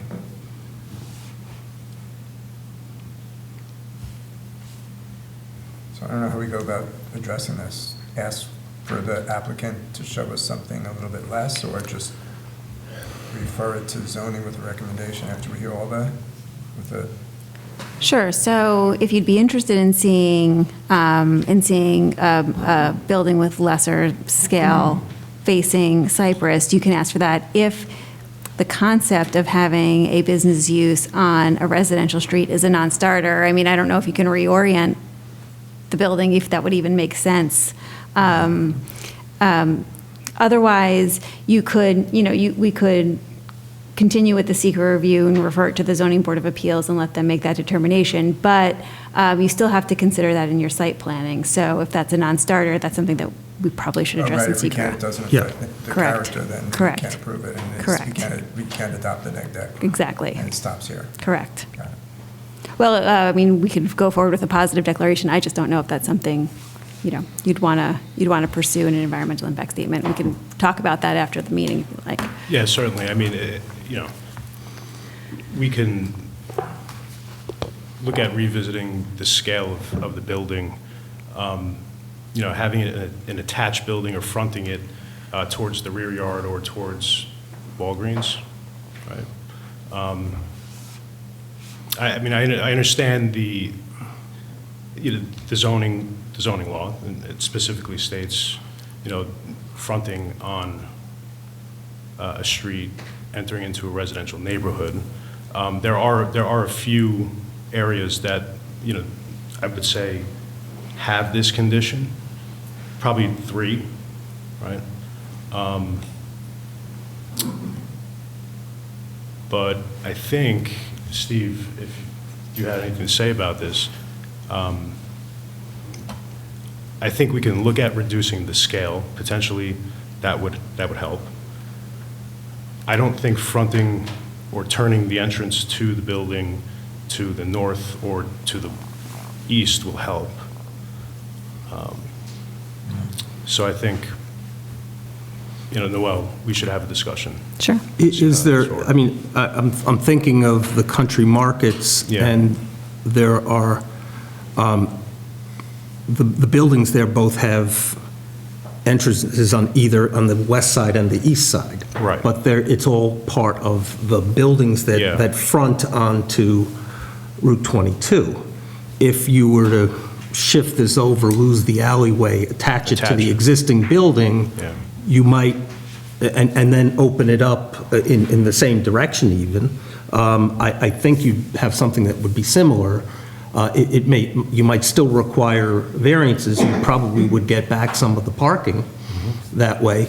You might still require variances, but I think it would look, more proper as part of the singular mass instead of a standalone mass, and one that juts out that much closer to the residential properties. I think there's a 40-foot requirement, and I think you're really right there. 40 Yeah, foot. so it's, and it's a 2+ story building on top of that with windows facing out onto the residential area. And again, I think I'm reading into this perhaps, but it strikes me that this is this is one of the potential purposes for having enacted this type of zoning law to sort of signal that this is a type of development we'd want to proceed with caution on. So you're saying move the frontage as in the entrance to the east side? Well, if you pushed, and this is just my, believe me, I've seen your work, Louis, I couldn't hold a candle to you, but if you moved, I'm just thinking from my own perception of this property, if the building itself were to be moved west so that it was contiguous with the existing building, you might avoid certain of the problems. And you'd also be moving it further away from the residential property. You might buy some more parking space. And I think it somehow, it doesn't offend me as much coming off of the existing building. And you still might get your exactly the footage, square footage along that. And I don't know if that's feasible or not. I just don't. So I'm going to look into it. I'm going to study that and have a discussion with the client. Your recommendation or suggestion, were you suggesting that the storefronts still face the south? If the storefront, I don't know whether, all I'm it'll telling. be a design thing, What I'm obviously. telling you is what I'm seeing on the country markets is that Right. there's north and south entrances, I'm sorry, east and west entrances. Right.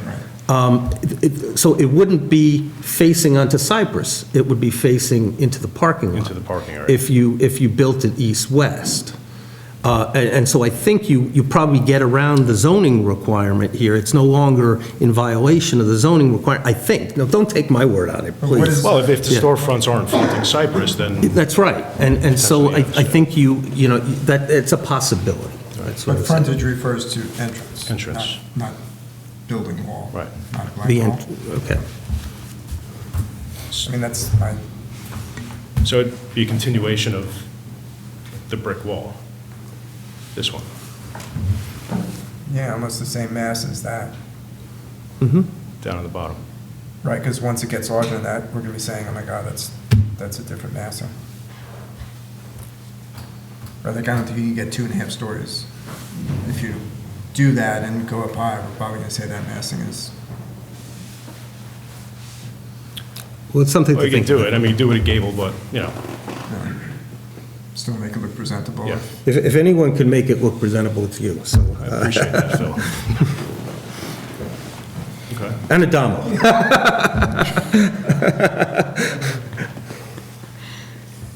Any further questions? Yeah, I mean, I guess there's no comment. That was mainly about, oh, hold on a second, what's some notes?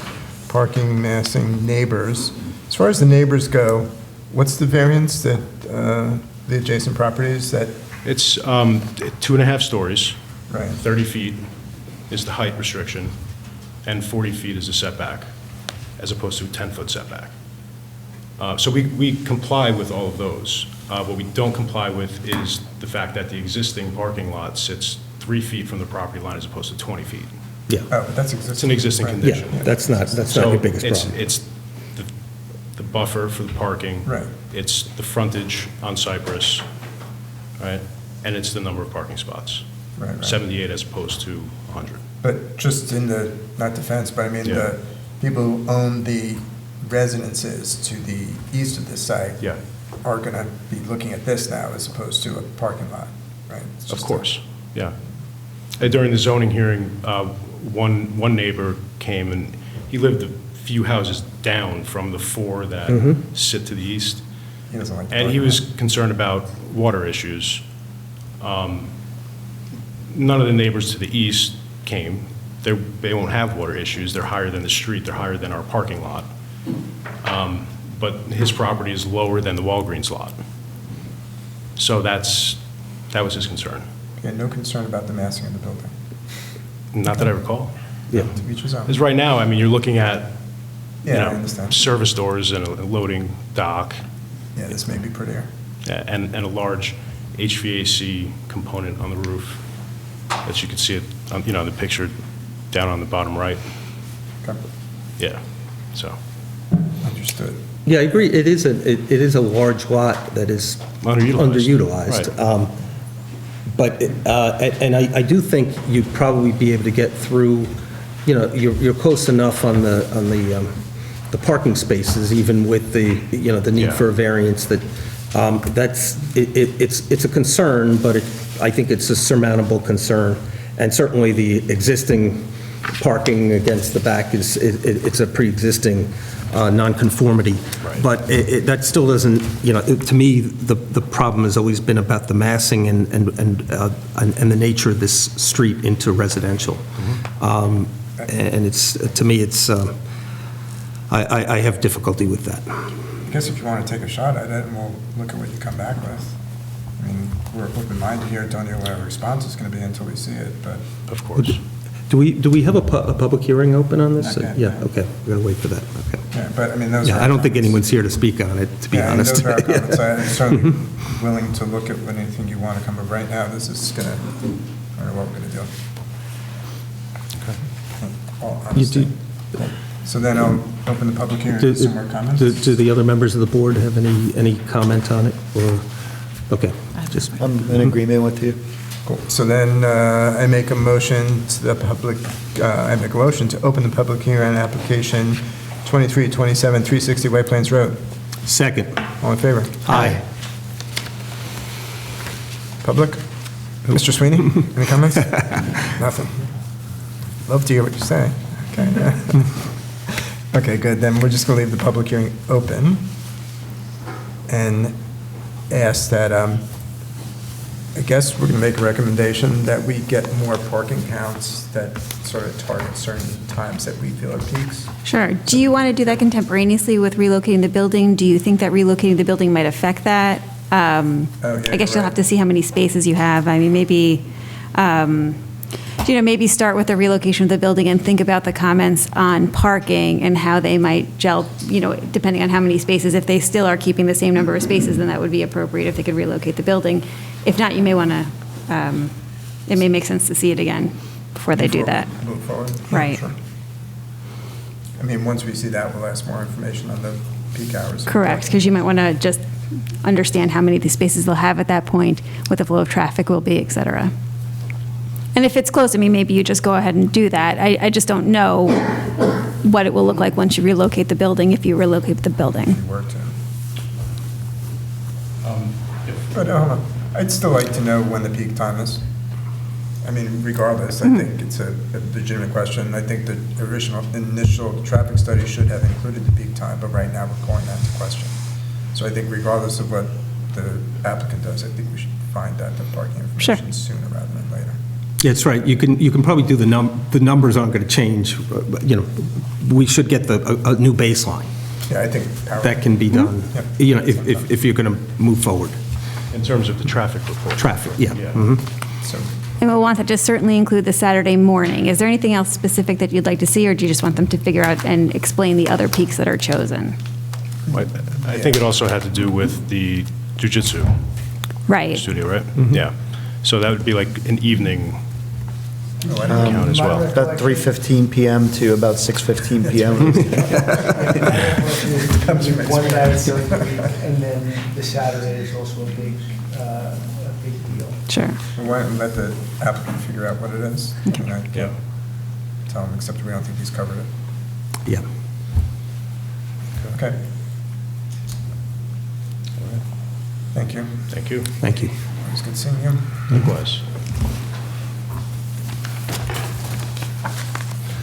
The next application is 2402 10 Hewitt Avenue subdivision.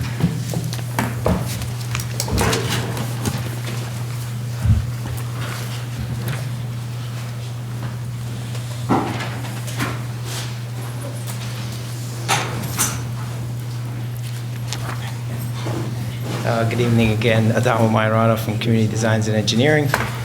So really quickly, it's a pretty long meeting, I'll try to go through the summary of this project that was before you 2 meetings ago. In a nutshell, it's a 3-lot subdivision at 10 Hewitt. It's a R10 zoning district, so it's a corner lot, a very oversized lot. Basically, very quickly, what we are proposing is the existing home faces Hewitt.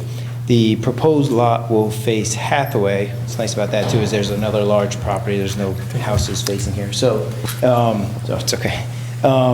So again, yes, the new houses will face Hathaway. They are oriented differently than the house on Hewitt. Part of this subdivision, we're trying to get the existing home to conform in all zoning requirements, so mainly reducing impervious surfaces because the lot gets shrunken down. There are a lot of other structures, a detached garage, a pool house, a pool that will be removed, and some impervious surfaces that will be, a good amount of impervious surfaces that would be removed for the existing dwelling to comply with the zoning requirements of gross, impervious surface cover. So just added information from the last meeting. We did get comments from our town consulting engineer, and we tried to address as much as we can of those, and also the subdivision plot as well. And again, we just received comments the other day, if I could say a couple minor comments relating to the exact subdivision, which we can put on our drawings, and as well as the subdivision plot, the surveyor has to add a few, couple of things on there to reflect some number changes and whatnot. But other than that, it's pretty much the same project as you saw the last meeting. Yeah, and there's no need for any variances here, right? And no need for variances, yeah. It's all conforming. Is there any of your consultants that are going to comment on anything? No, I mean, we're basically it, but We need to- obviously there's a survey. Straightforward. Okay. And I'll take that as let's move forward. Awesome. Cool. So, what are we doing next? You're going to keep the swimming pool to mitigate the water? I mean, no, I don't want to take up more time, but yeah, again, it was mentioned in the last project, there is quite a bit of impervious surfaces on already, so the net difference is not that much at all, given that seems like a lot that's going on, but yeah, there's not a big increase of impervious, given that we're building 2 new homes. And they most likely, our stormwater is, at maxing out the impervious area, most likely with these properties, when they're large properties, 15,000 square feet, they typically don't, max out the impervious surfaces on the new construction. So this is an open public hearing? Right, this was opened in January, so it's open. So comments from the public? No? So then we're going to close the public hearing. Yeah, before we do that, this has not had a secret determination yet, so we should Yes. just take those steps, make your secret determination, and then close the public hearing. Sure. Do we have to go over everything or just make the neg deck declaration? I guess we do. Okay, so I make a motion to adopt the negative declaration pursuant to SECRA for application 23-27, 360 White Plains Road. Whoa. Wrong one. Whoops, wrong. Sorry. It's the same one, just the other application, right? So I make a motion to adopt a negative declaration pursuant to SECRA for 2402 10 Hewitt Avenue subdivision based on evaluation of environmental impacts in parts 1 and 2 of the environmental assessment form. Is that it? Second? Second. All in favor? Aye. Cool. Okay, and I know nobody's here, but if we just want to ask for public comment one more time, just Yep. as a matter of form, and then we can close the public hearing. Cool. Comments from the public? Make a motion to close the public hearing on this application, 2402 10 Hewitt Avenue subdivision. Second. All in favor? Aye. Do we need to go over the EAF comments, or? This is fairly straightforward. We can go through the part 2 if you like. Basically, there was no or small impact for all of the comments. So can we just put that on the record? Sure. Rather than run through Yep. them? Yeah, and we'll fill that out. Cool.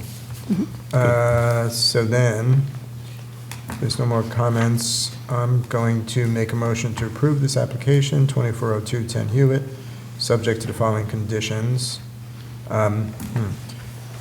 Prior to the chairman's signature on the subdivision plot, the application shall address the comments related to the subdivision in the memorandum from KSCG Consulting dated March 10th to the satisfaction of the town's engineer. The approval does not grant site plan approval for the improvement of lots 2 and 3 in the subdivision. The development improvement of all lots on the subdivision shall require site plan approval as required by Section 11 of the zoning law of the town of Eastchester. And, this is good, the planning board finds that a recreation area cannot be properly located in the land included in the plot but that the creation of 2 new building lots will increase the demand for recreation fees in town.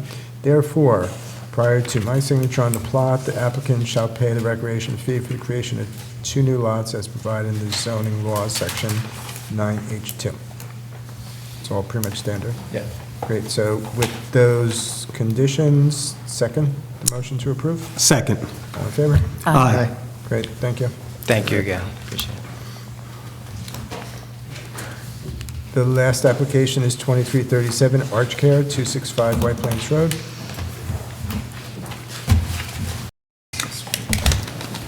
By the way, while we have a moment, I think it's Lauren's mom's birthday today.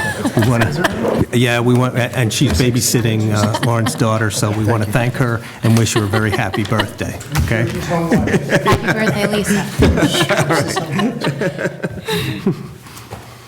Okay. Yeah. We're just a little small town here. Everybody knows everybody. Yonkers is like that too. Believe it or not, yeah, probably right. Big city, small town. Yeah. Anyway, we're here today representing Arch Care, 265 White Plains Road. My name is William Schneider with PS&S Engineering, and Fred Munt, also from PS&S Engineering, is here today. We were last before you, I think it was December 7th, 2023, and the purpose of our visit was to explain some of the changes to the site plan that had occurred based on some construction issues that we had come across. One of the significant ones was the fact there was a lot of rock on site. A lot of it was excavated, and then we wound up having to plow it on site and we needed to do something with it.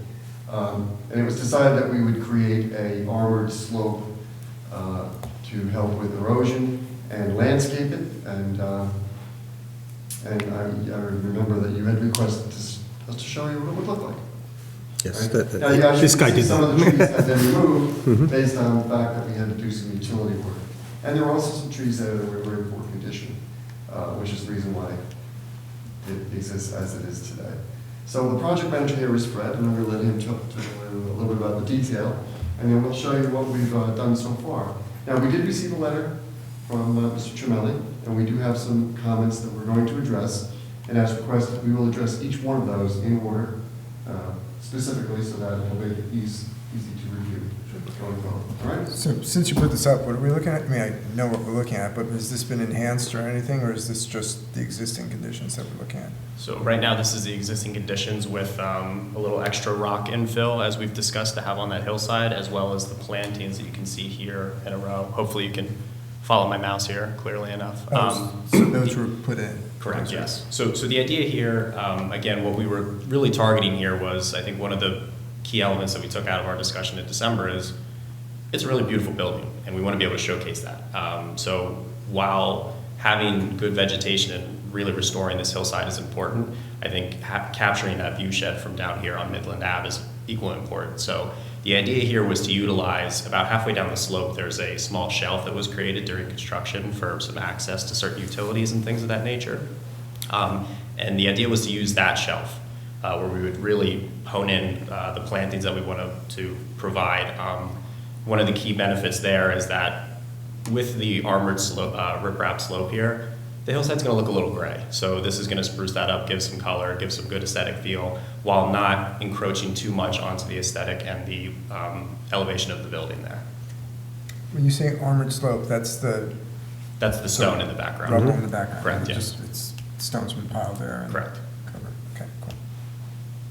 I think I interrupted your groove. No.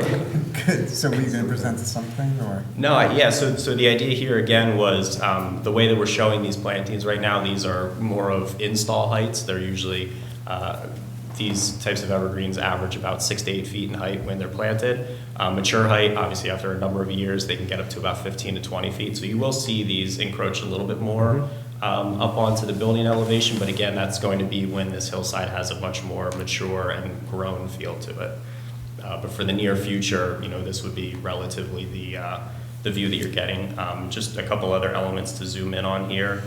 We are looking at utilizing a decorative fence up at the top of the slope there, just a little extra protection for the residents, people using the yard there. And one of the other elements that we talked about, a little difficult to see through here, but this was the additional retaining wall along that side yard that was originally intended to be temporary for utility purposes and was something that the applicant wanted to look to have as a permanent feature to really create a nice flat side yard there that could be utilized by the residents. Got it, and there will be a fencing? Correct. up Yeah, on the that fence will too. wrap around along the entire top of the retaining wall until the grade levels out over there to the right, off screen. Now, the plantings that are depicted here, those are what you have in mind? Yeah, it's a mix Yeah. of evergreens, so they'll keep their leaf cover all throughout the year and really just help kind of mask some of that hillside again. The armored slope here is really beneficial for stabilizing that hillside again, but it gets gray. So especially in the winter months, and this picture is from the winter, you're going to see a lot of gray, kind of duller colors. So this will help introduce a little bit of aesthetic to that hillside again. Okay, and there are two sort of yellowish-green plantings there. What are those? That's a different type of tree. Yeah. What is that? Is that also an evergreen, or is that? Correct, yes, it's just a different type of evergreen. Okay. Yep. We can get a full listing of the species, and what they are from our landscape architecture. Okay. So we asked you to come back with a rendering of what this would look like from Midland. That's what this is? Correct, yes. Yeah. Will this go before the ARB? No. No, okay. I know they have landscape architects on the ARB, at least one. To opine on the landscape. So, I mean, I kind of remember it was there before, and it was dense foliage. It was, you really couldn't see the building. There was so much. Correct. And a lot of those trees were even downed. It was a very overgrown hillside. So you cleaned it up, and this is what we ended up with? Correct, yes. Was that part of the resolution when you were here to clean up the slope? It wasn't originally, and as the site and the construction has developed with some of the additional requests and requirements from some of the utility companies, particularly the water services coming in from Veolia here down on Midland, and as well as, I believe, Verizon handling the electric. There were additional trees that had to come down, and it really, made this hillside a lot more scarce than it was. And when they were removing a few of those additional trees that we found on the hillside, again, were downed, damaged, not in good condition. Some of them were even invasive to the area, and were not necessarily native species. Okay, and this is a photograph with some plantings superimposed on it, Correct. and the railing up on top. And as you said, this is taken this time of year, so it's brown, and as the chairman pointed out, there were a lot more trees there before. Most of those trees were deciduous trees. They it'd be pretty bare now anyhow. But in this illustration, I can't help but miss, it looks like we've got a row of trees up there and a lot of brown underneath it. What can be done to spruce up the area in the lower half beneath that, the armor, what do you call it, the armor? The armored slope, yes. It's armored slope, yes. Yeah, because the armored slope is sort of not doing it for me. But the armored slope, I understand, you got to do something with those rocks, and it stabilizes, okay? Oh, they could have removed yeah. it from the site. Yeah, but then you Didn't may need to have, be a- there, yeah, right? that's, You decided to leave it there and ask us if it was okay. Correct, yes, that was the intent. Yeah. Was I to mean, try to that's sort of- recycle and, It would have been great utilize if some you of came the. here before it was done. I'm sorry? It would have been great if you came here before it was done, because now we're sort of backed us into a corner, which don't really take too kindly to. well, my point, though, is simply, right now, we're seeing a lot of that armored slope because there's nothing beneath that narrow band of evergreen trees that, as you said, will grow bigger. It'll block some of that. But, what can be done on the brown area below? Where if you look at the Winter Hill Road sign, which is the one green sign there, right underneath it, you can see there's a stump right there.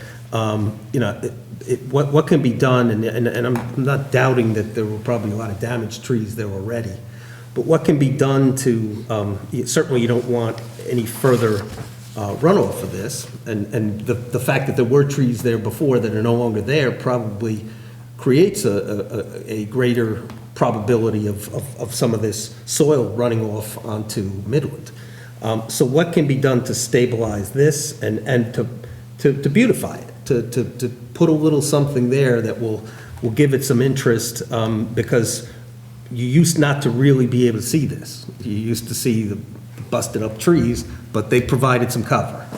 So I agree, and I've said it's a beautiful building, so I do think it's nice to see, except we see all of it here. Right. I have a question.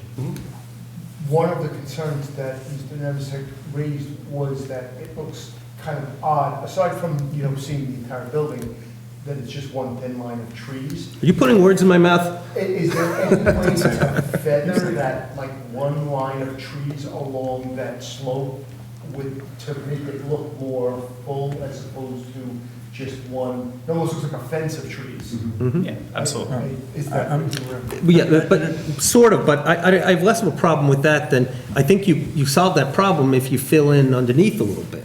It no longer looks like just a band of. Why don't we let them decide it? Because this isn't enough. Because right now, this doesn't really, as you can see from our response. Yeah, we need something more. Absolutely, okay, understood. Yeah, and I'm sort of thinking, whatever it is, right now, it needs to be more substantial, such that we say, wow, that really looks good. This is like a compromise, and that's probably being polite. Understood. And I'm also thinking, and I've always thought, it's a beautiful building. Would lighting on the building or something sort of bring it out through whatever beautiful rendering you're going to bring next time? Absolutely, we can do that. And we'll confirm with the architects as to, I believe that they were putting some sconces on the back of the building here. Oh, I mean something really nice to accentuate the building, not a couple of sconces. Okay, all right. Like uplights on the building, something like that. Yeah, we'll discuss that with them. We don't want to upstage the church. This will be the focal point of it. People are going to stop at the light just to look at that and see. So you're going to have traffic problems then, too. But I mean, something that we're going to be proud of. Right now, Yeah. we're not proud of this. Okay, understood. Cool. So there was another issue, I think, also you were going to present to us, the riprap along the driveway. Were you going to talk about that? No, there was another issue. There was a rock slope. Yeah. Originally, there was going to be a retaining wall in the driveway, and then it was considered to possibly leave the rock slope if it was stable enough. But that has to be evaluated by the geotechnical engineer, who's Tectonic Engineering. And they're going to evaluate the slope and determine whether it's even possible. Okay. But I think my point is that's not what we approved, right? We approved the We wall. approved the retaining wall. Correct, So yes. shouldn't you be telling me there's no wall's not there anymore, rather than the slope isn't stable? It could be constructed. So it's right now, they're just going to do an analysis to see whether or not that rock is. But that's not really the point. I'm sure it's stable. The fact is, we approved the retaining wall, well, but that's not really the issue. The issue is we approved the retaining wall, it's no longer planned. And I think I had to ask you to tell me that, right? Right, Well, it's still part of the approved plan, correct? It is part of the original Say- approval. say that again? It's part of the original approved plan, and part of this amendment is to reduce the length of that retaining wall by utilizing the bedrock so that's shelf part of the that's there. amendment. Correct, yes. Are we going to see that? We will be getting, the geotech has had a few personnel issues. We were hoping to have this over the last couple of weeks. They're going to be out there early next week to finish their evaluation, and we should have a report shortly after that we could share. That was one of Mr. Chimelli's comments as well. Right, I mean, I think we're getting sidetracked here a little bit. I think that what I'm trying to understand is, how does the stability of the rock slope change what it is we approved previously? Because I thought previously there was no rock slope, it was all the retaining wall. So the I idea could be wrong. here, Shall I? I'll pull this up on the plan real quick. So Yeah, okay, thank if you. I can actually trace this out, this red line that's going in right now was originally proposed to be retaining wall along this slope, because we had to cut back the slope that was here existing to put in the full driveway with the parking area. So as this area has been excavated out, there's been quite a lot of bedrock that's found in this area here. So it's not so much a rock slope like what you were just seeing on the rendering there, coming down to Midland. It's actually bedrock Yeah, shelf. it's just like you see on the highway, Exactly. right? So the idea here is that if it's in good shape, that can almost be used in lieu of a retaining wall. So the ask here is that, again, once this finding is had by the geotechnical engineer, to potentially reduce the retaining wall back to this area on the plan that I'm circling and eliminate, it was about 100 feet or so, maybe give or take a little bit. Because the retaining bedrock wall. would effectively Exactly. perform the function of Exactly. the retaining wall. Correct, exactly. But you need the geotech to Correct. confirm that. They just want to Okay. confirm That's if we're okay with the aesthetic appearance of the rock versus the retaining wall. If I say I'd like the retaining wall you propose, then, you know, Understood. obviously. We can provide some pictures of Yes. what's exposed right now. Yeah, and we don't know what it's going to look like course. and what it was that was proposed initially. Absolutely. Yeah, we can do that. Approved and what we're going to get if we were to approve it. Understood, we can We provide have to that. see it. Absolutely. I'm Sure. not being pain, I just want to understand Of course. what we're looking at. What kind of rock is it? Is it nice rock? I never really thought about it, you know. Let's It's- rock. I mean, it's got to be. It's kind of grayish. Stupid I question. work with rock every day. Rock is rock. Could it be mulched over if the rock appearance is not too aesthetically, I mean, could you mulch, still have the benefits of it not causing, or Being somewhat stopping covered, erosion, essentially. but then Oh, just like covered. mulching it or something? We could essentially. Yeah, like a creeping plant or mulch, or I don't know. We something. could evaluate something like that, yeah. Yeah, that's right. Maybe it's something that. I'm thinking if it's stable enough, you should be able to give us a proposal that's going to look nice, and Absolutely. probably, in this instance, I would think less is more. That, you know, if you can accomplish the same desired stabilization with rock without having to build a retaining wall, you know, and it looks reasonably nice, that would probably, obviously, if it's hideous looking, we'll want something else. Absolutely. But you know, Have they you cut it understand already? the They mandate. have been cutting it to set up to install the retaining wall, and that's when we looked at it and said, hey, you know, we're essentially putting a retaining wall in front of bedrock. Does this make sense, or do we want to try to, again, recycle and utilize what's already on I site, guess some we of the have to see existing what's features? out there before we Absolutely, decide. of course, Yep, we'll provide that. perfect. Yep. Some lights on that, too. We will all keep an Could be open done. mind. Could be done. The other nice thing too is, and I'll confirm with where they've kind of cut back to at this point, but it actually should give us a little bit more room off of the driveway there. So it won't feel like there's a retaining wall right on top of it. So, I mean, obviously, I said before I passed by this, and what you see when you go down Midland is you see this wide open driveway and like a cut. So maybe if they could do a rendering from Midland, I mean, that's what we're talking about, of what it is, not just giving an elevation of what it's gonna look like, something, what it's gonna look like when you're all done, similar to what you're asking you to do for that, something, Like we're looking up the driveway. that's the view everyone sees, right? All right. We'll actually, I'll be on there. I'll be out on site probably next week, so I'll take a look because I know, you know, from the base of the driveway, we do climb up pretty steep, and this, where we're looking to reduce, is kind of as you come over the crest and head back down towards the building. So I'll take a look and see how visible it'll be from Midland there at the base of the driveway. Again, it's something we could be proud of. Yep. Can I also just one last thing on the trees and stuff, and I may be wrong on this, but I think those are the green giants. I believe they could go as high as like 30 feet tall, those trees. They might be obscuring the view of the building if that was the intention. I'm not 100% certain on, but I think those were the two items, the two in there. It was to create a little bit of height differential. We didn't, again, going back to the singular row Right. of plantings, we wanted to have some type of, elevational difference in there, so. Yeah. But we can maybe look to position those maybe a little further out on the hill, towards the edges of the building instead of maybe smack in the middle. We'll leave it up to you. Yeah, that's fair. Okay, I've said enough. Is this a public hearing? Not yet. Yeah. Do you have any more comments, guys? No. So I make a motion to open the public hearing on application 2337, Arch Care, 265 White Plains Road. Second. All in favor? Aye. This remains open. Thank you, gentlemen. Stanley, look forward to seeing you again. Yep. Thank you very much. Thank you. Good luck with the Nice geotech. evening. Thank you. Look forward to seeing you. So then, before we dismiss, I think we could approve meeting minutes, is that right? So, I make a motion to, do you have comments on these, Phil? The only comments, I was beaten to the punch by a certain Mrs., I don't know if it's Ms. Goodrich or Goodridge, I don't know which it was. I wish I was good rich. No, there were a couple of minor changes with respect to the identity of one of our co-members, but that's Subject been to fixed. whatever it is you said, Phil. I make a motion to approve the minutes from February 29th. Can I make a motion on, if I'm not voting on it? Yeah, why don't you Yeah, have you Phil could- make the oh, motion? Yeah, you better make the Yeah. motion. All right, I make a motion to approve the minutes of the February planning board meeting of February 29th, 2024, subject to the correction of Ms. Goodridge's name. Second? Second. All in favor? Aye. Aye. Well done. So I make a motion to close the Town of Eastchester Planning Board meeting of March 21st, 2024. Second. All in favor? Aye. Good night.